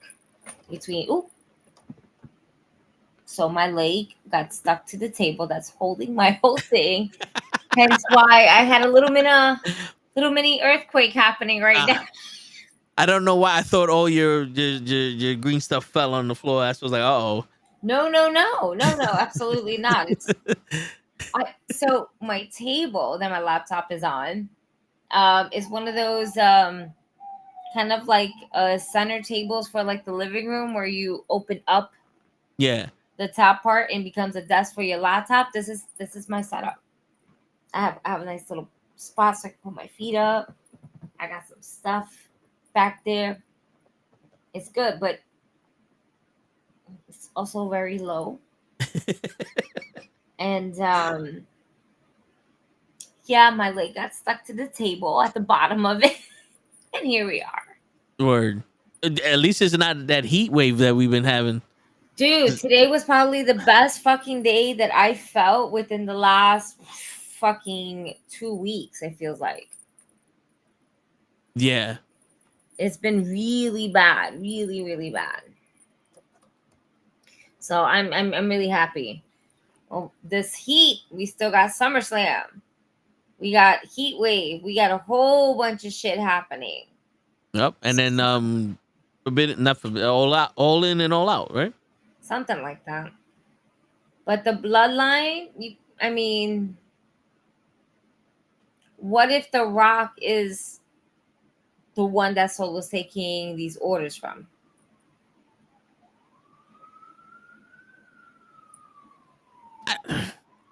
I kind of don't. I don't see it no more.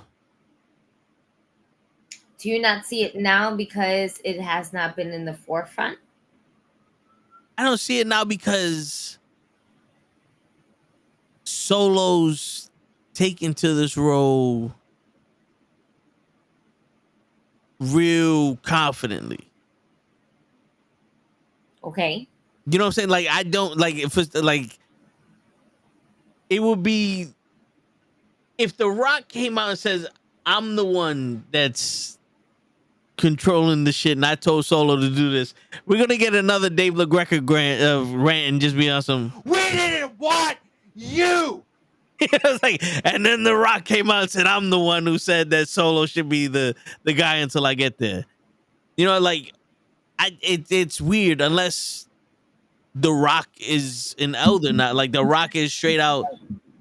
I'm the final boss. You could be the tribal chief. My tribal chief days are over. I mean, at the end of the day, his ranking, no matter what, in this family food chain and food in the tree and everything like that, is already above Roman.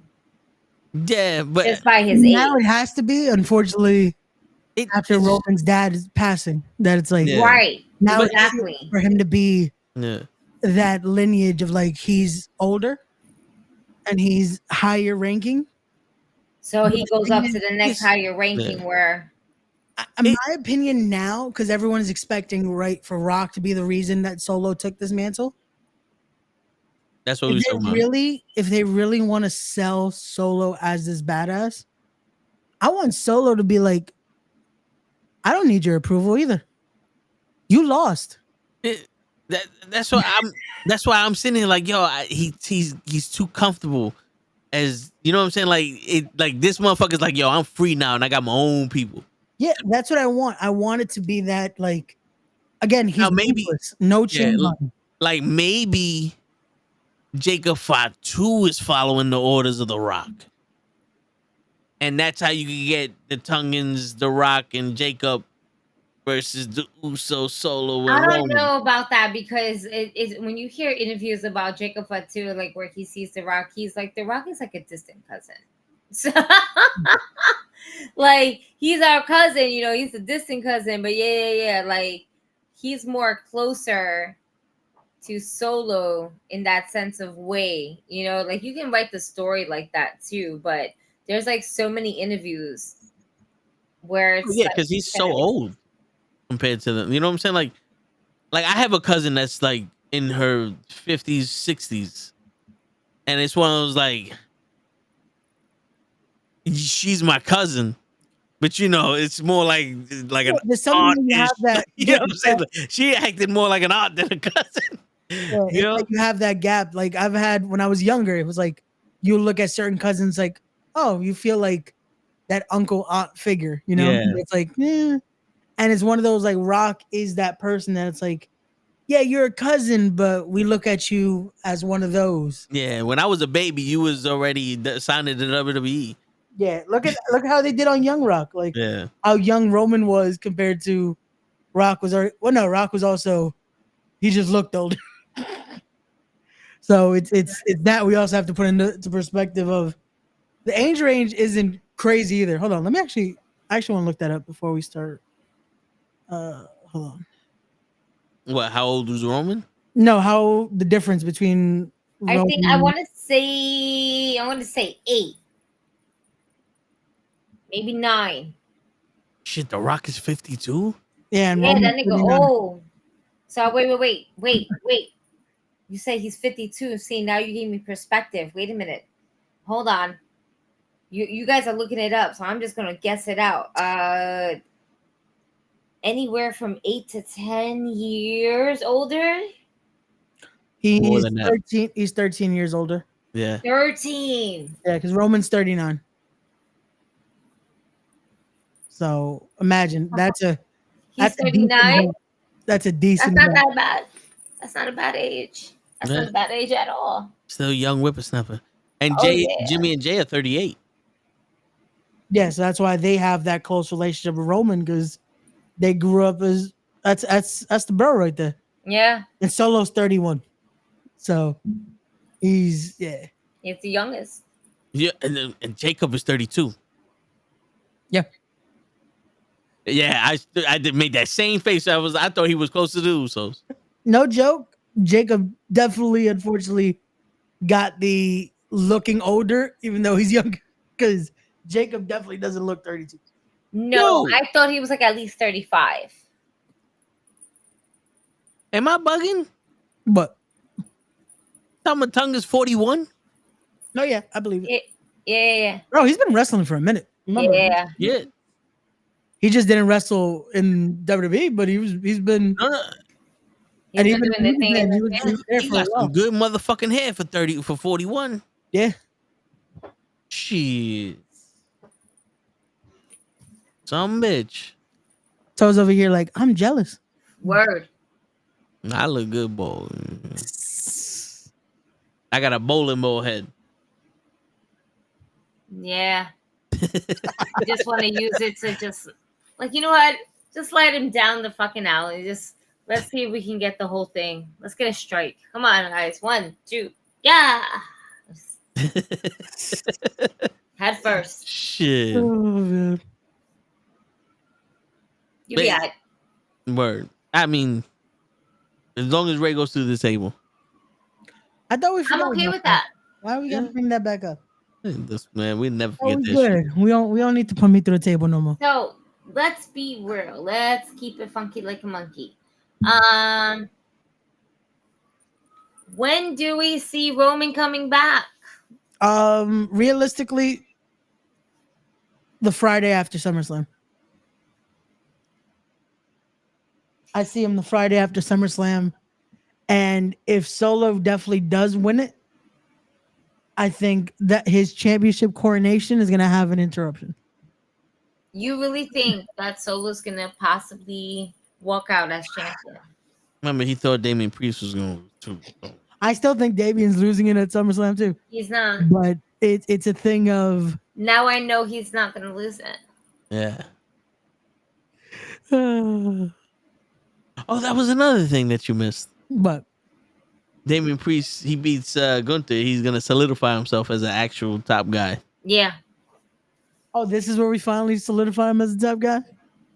I think with the prestige that Gunther has held for the Intercontinental Championship, yeah, like you have all these other people that went up against Damian Priest. Oh, looks like it could be it. Oh, it could be it. Gunther really looks like the guy like shit. Like this, everyone is guaranteeing, like everyone said it. Even if Seth would have won, it's just for Gunther. Like everyone is saying Gunther's winning, Gunther's winning, Gunther's winning. And the crazy part is that, again, like I've said, even when I've said it the other times, I wouldn't be mad if Damian wins. But it's a thing of you also have to have him finally lose so you can start fully doing the break here. Because when are they going to finally have Finn do this stake in the back? Because when are you going to do it where it then doesn't mean anything, you know? The Raw that Roman Reigns comes back. You're going to wait till Netflix? No, I'm saying when Roman Reigns comes back on SmackDown, that next Raw is when Finn Balor's going to turn on. Oh, I was going to say, you're going to wait till Roman goes to Raw? Why not? I mean, shit, there ain't no rules on Netflix. Not for fucking the Judgment Day and shit like that. I don't know, man. Roman showing up on Raw the minute they go to Netflix. You never know. We might get Finn Balor to be like, bitch. You know what I'm saying? Like, we on Netflix now. You know what I'm saying? You be on some. Bitch. I thought you could get rid of me. Word. Oh, I pushed the wrong button.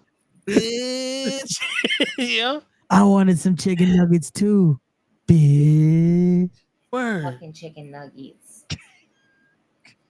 Yo, Dom should have just stayed with Liv, man.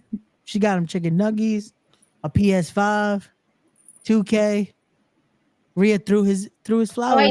So I genuinely don't think that Dom is going to choose Liv over Mommy. I want this to be the react because I want it to be like Eddie. I want him to be like, well, because I think he's gonna cost Rhea the title at SummerSlam. He's gonna cost Rhea the title at SummerSlam. He's gonna be like, see, I did it for you, Liv. And Liv's gonna pull the Trish Stratus with Chris Jericho and Christian. Oh my God. I was never with you in the first place. I was just watching that the other day too. That's the most funniest thing. Like, I would love for, again, because you have to connect every little piece of this now of just, nope, I was never with you. The only issue with that is that match would have to happen now after the Damian Priest Gunther match. Because I would love for Finn to cost Damian earlier in the night. And then when Liv wins and does that walk away, and you just have Dominic looking like, what the? Finn Balor waiting for her on the top of the ramp, and they walk off into the sunset type deal till Monday. Oh no, you kidding me? There's gonna be a kiss there. I promise you, there's gonna be a kiss there. Hell yeah! I would really do it like they did at WrestleMania. I would wait. I would wait for that. Because I want to see Dom versus Rhea. It's gonna be Dom versus Rhea. If we were already on Netflix, we could possibly see it. I don't think they're gonna do that right now. They had Rhea versus Tozawa. Did Akira Tozawa throw one punch? Yes. It was a handicap match. It was before. It was a Oh, handicap match. Did you not see how fucking short Tozawa was? No, it's not even that. It's more of just it. Look at the match. Akira Tozawa didn't do any offense. Yeah. It was, I know. Just showing Rhea Ripley could dominate him. It was still a handicap match because he felt like he couldn't. No. It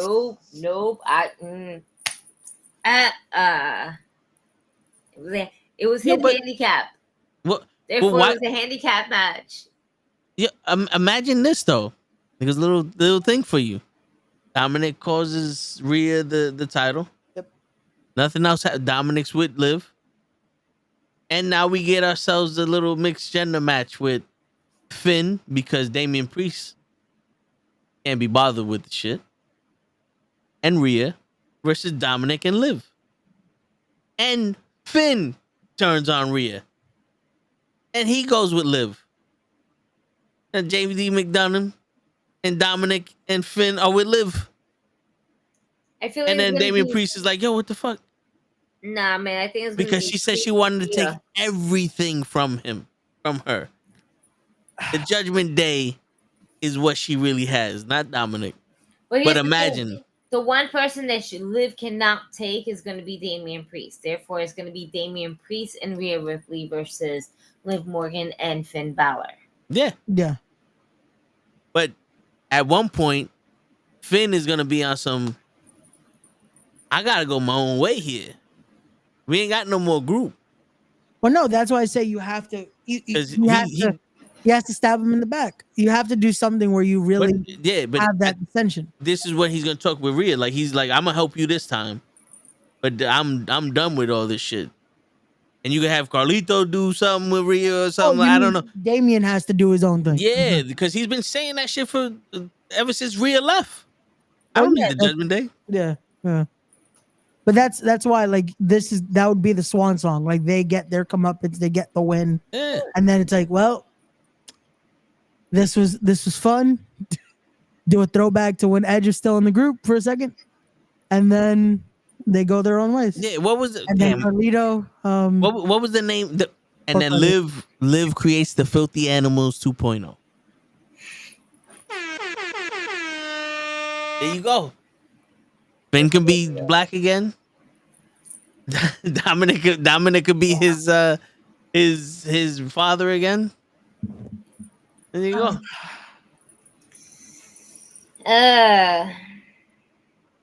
It's messy. Yeah. Again, it's interesting though. It gives us it gives us something where now we can have different outcomes at SummerSlam.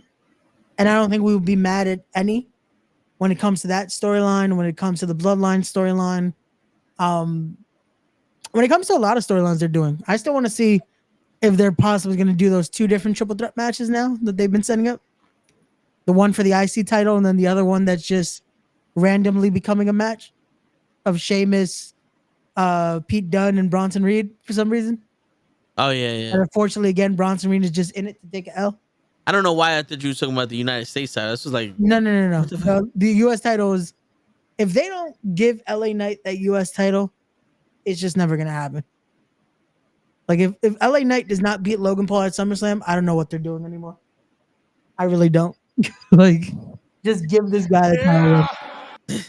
Yeah, they need to give him the title, let him have a run, and he needs a Slim Jim Mobile for SummerSlam. That needs to be the entrance, is LA Knight on a Slim Jim Mobile. Word. So, all right. So before we go, last question. Okay. It's for you and for Gigi. Okay.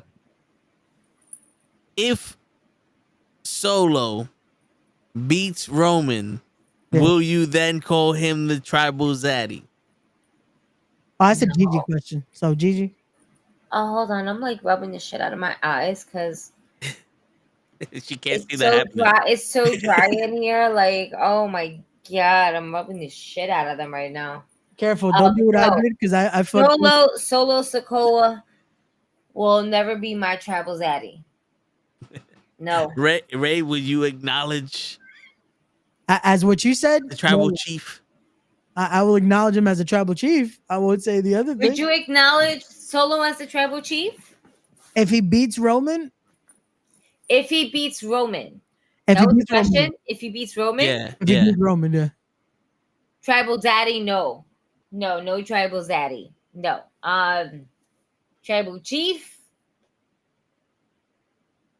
if he beats Roman, yeah, I'll give him his flowers. Yeah, if they're willing to give him the legitimacy of beating Roman, and like not Roman like Pobrecito Roman, like he's fucked up. Like, no. If they let them have a good fucking match and have Solo win, that it's like, oh fuck, he actually did it. Have like the Tribal You gotta Chief give him his credit. because that's what he was. You gotta give him his credit that it's like, oh, they have trust in this guy now. So you gonna put the one up? I'll put the one up for him. But you ain't putting the one up now. Because it has to happen first. I actually was wearing We the One shirt today. But I'm not wearing a t-shirt in this room. That's nah. I mean, even though today's like the best day out of the last few days that we've been having, some thick ass hot air that's just been absolutely disrespectful to us. It's not so bad in here, but the fan is blowing in my eyeballs. It's making it mad dry. But I was wearing We the One shirt because we the ones. Right. Well, there you go. So that is our take on the new bloodline versus the old bloodline. Yep. What can happen next? Yep. And again, it all starts, I guess, SummerSlam. We'll see you from there. So, Word. So on that note, we'll see you Saturday, y'all. That's right. Come back tomorrow. Wait until Saturday. Because on that note, ladies and gentlemen, it's your friendly neighborhood knucklehead signing out.